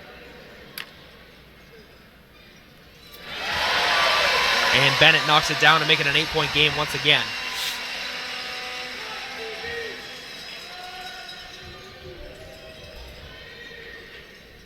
A lot of fans here on their feet for the final minute. Tony Bennett has been fantastic from the free throw line tonight. And Chris Commons goes to the bench. And full court pressure being put on by Windsor, trying to slow up the Halifax Rainmen going up the floor. Pedro over to Ando. He spins to the basket. Beautiful finish. Desperation play by Ando. Seiya Ando. With Windsor and the Express get it over the timeline. Slight differential between game and shot clock.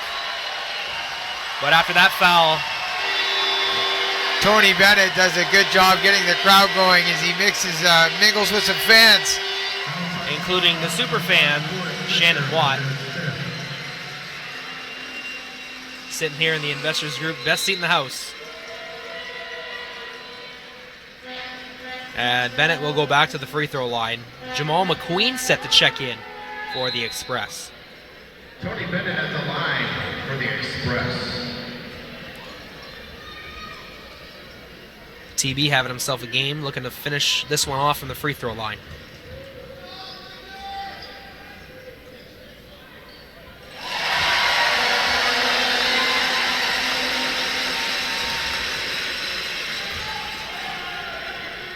The Express will get out of here with a tough-fought victory in a grueling match.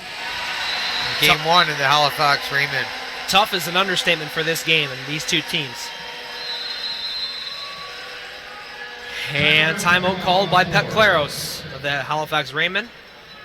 Just over 12 seconds remaining in the game. Hey fans, don't forget that the Windsor Express will be heading up immediately. Of course, Game 2 will be Friday, April 17th at 7 p.m. here. And of course, Knocksham.tv will have the live stream of that event. We'd like to thank all of the praise and thanks for everyone for our live stream efforts over the course of the season and the playoffs. It is a pleasure to bring this service to you, and it's been a lot of fun. From Mitch and myself, and of course the rest of the Knockstrom crew, we'd like to thank you for joining us and supporting us through this time.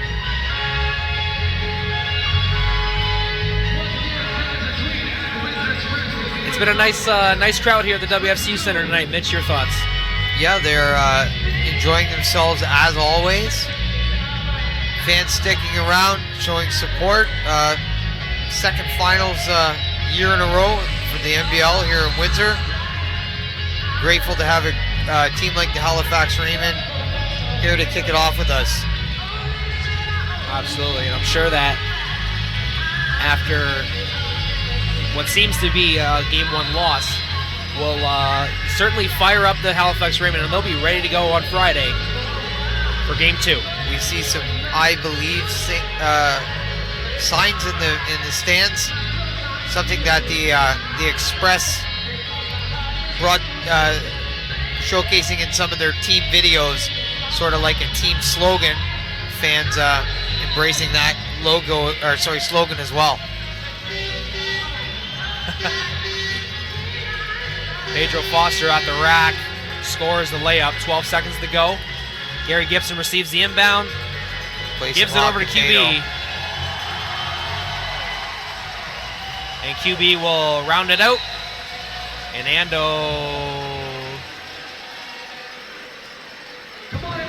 fouls with 2.8 seconds to go. And QB will go to the free throw line and close this game out. And an important win for if you're the Windsor Express, is you don't want to drop one at home. No. In this series. QB knocks it down.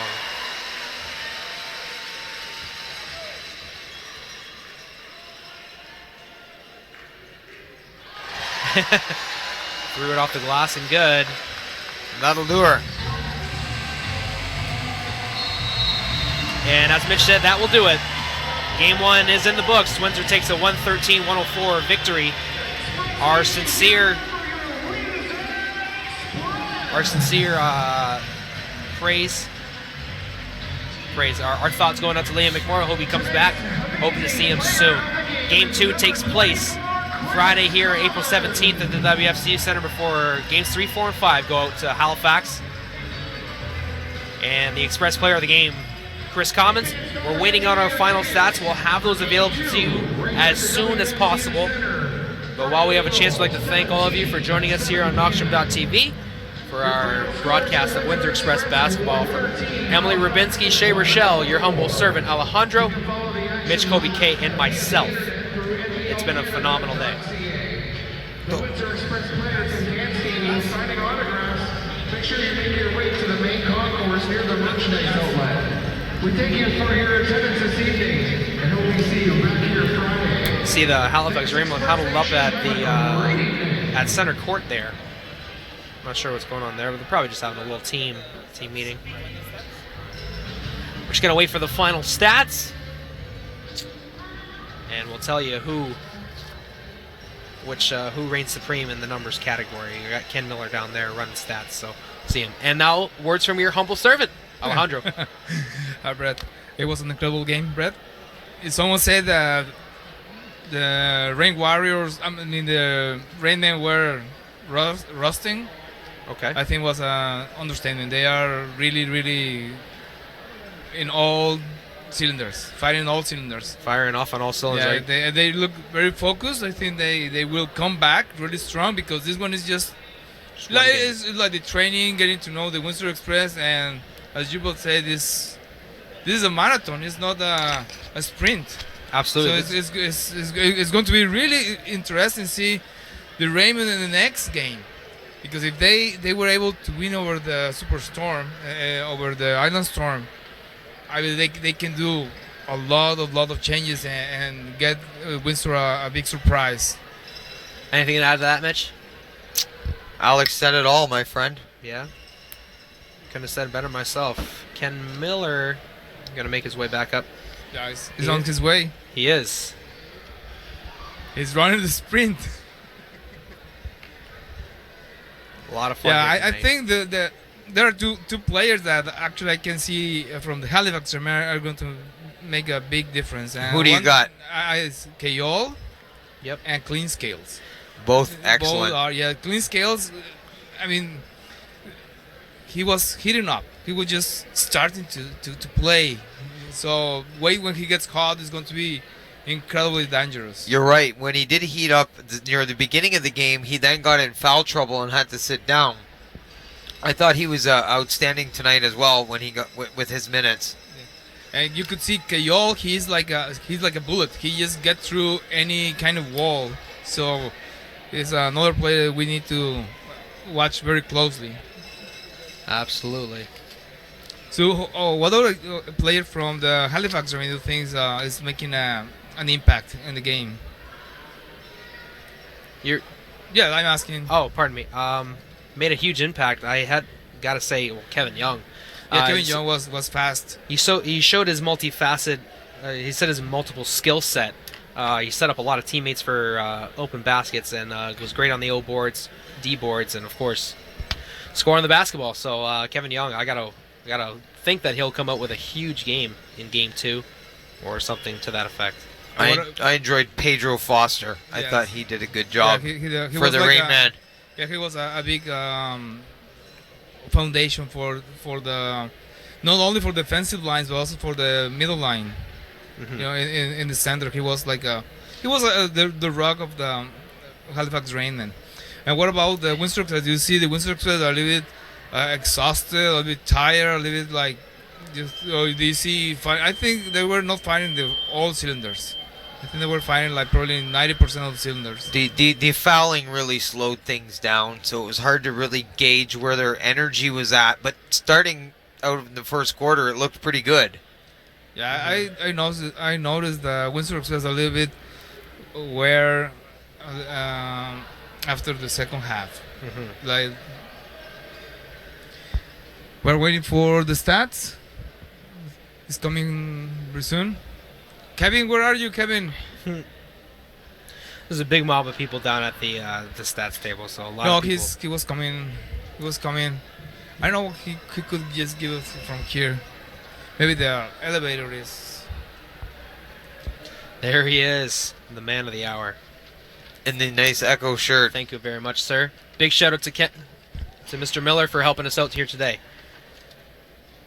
Well, final score was 113 to 104 for the in favor of the Windsor Express. They take a 1-0 series lead into Friday night's game, Game 2 at the WFCU Center. That is April 17th at 7 p.m. Mitch, what do you say? Well, for Chris Commons, player of the game, he had 33 points, 8 boards, and 2 assists. He was 12 for 20 from the field. He did a great job, obviously, player of the game. Quinell Brown, solid as always. He put in 22, added in 6 rebounds and 4 assists. Fantastic job. Tony Bennett, 16 for 18 from the line. That's the big one for him. Wow. Only 2 assists, but 25 points. So his damage was done from the free throw line. The team shot 45% from the field. They were 10 for 22 from three-point line for 45%. 43 for 55 from the free throw line for 78%. So that's the story for the Windsor Express. The Halifax Rainmen, you had Kevin Young with 10 points, 6 boards, 3 big blocks. He did a great job. Clifford Clinkscales, Alex Guy, limited minutes. He only paid 15, but he had 13 points, 3 boards, 3 assists. Forrest Fisher, 14 points, 4 rebounds. Pedro Foster, 15 points, 3 rebounds, 1 assist. Points in the paint, 42 for Halifax, 32 for the Windsor Express. They did a good job keeping that close. Points off the bench was a huge advantage for the Halifax Rainmen, 62 to Windsor's 20. The rebounds were 52 for Halifax, 32 for the Windsor Express. The biggest thing sticking out for the Halifax offensively is the 25 offensive rebounds. So, and then Halifax on the other end, 17 for 31 from the free throw line for only 55%. So if they shoot better from the line, they may win this game. Absolutely. Stats and facts by Mitch Kobe K. Wonderful job. From the rest of us here at Knoxroom.tv, I'd like to thank you for joining us on the broadcast today. From your humble servant Alejandro, Mitch Kobe K, I'm Brett Hedges saying good night from the WFCU Center. We'll see you Friday. Take care.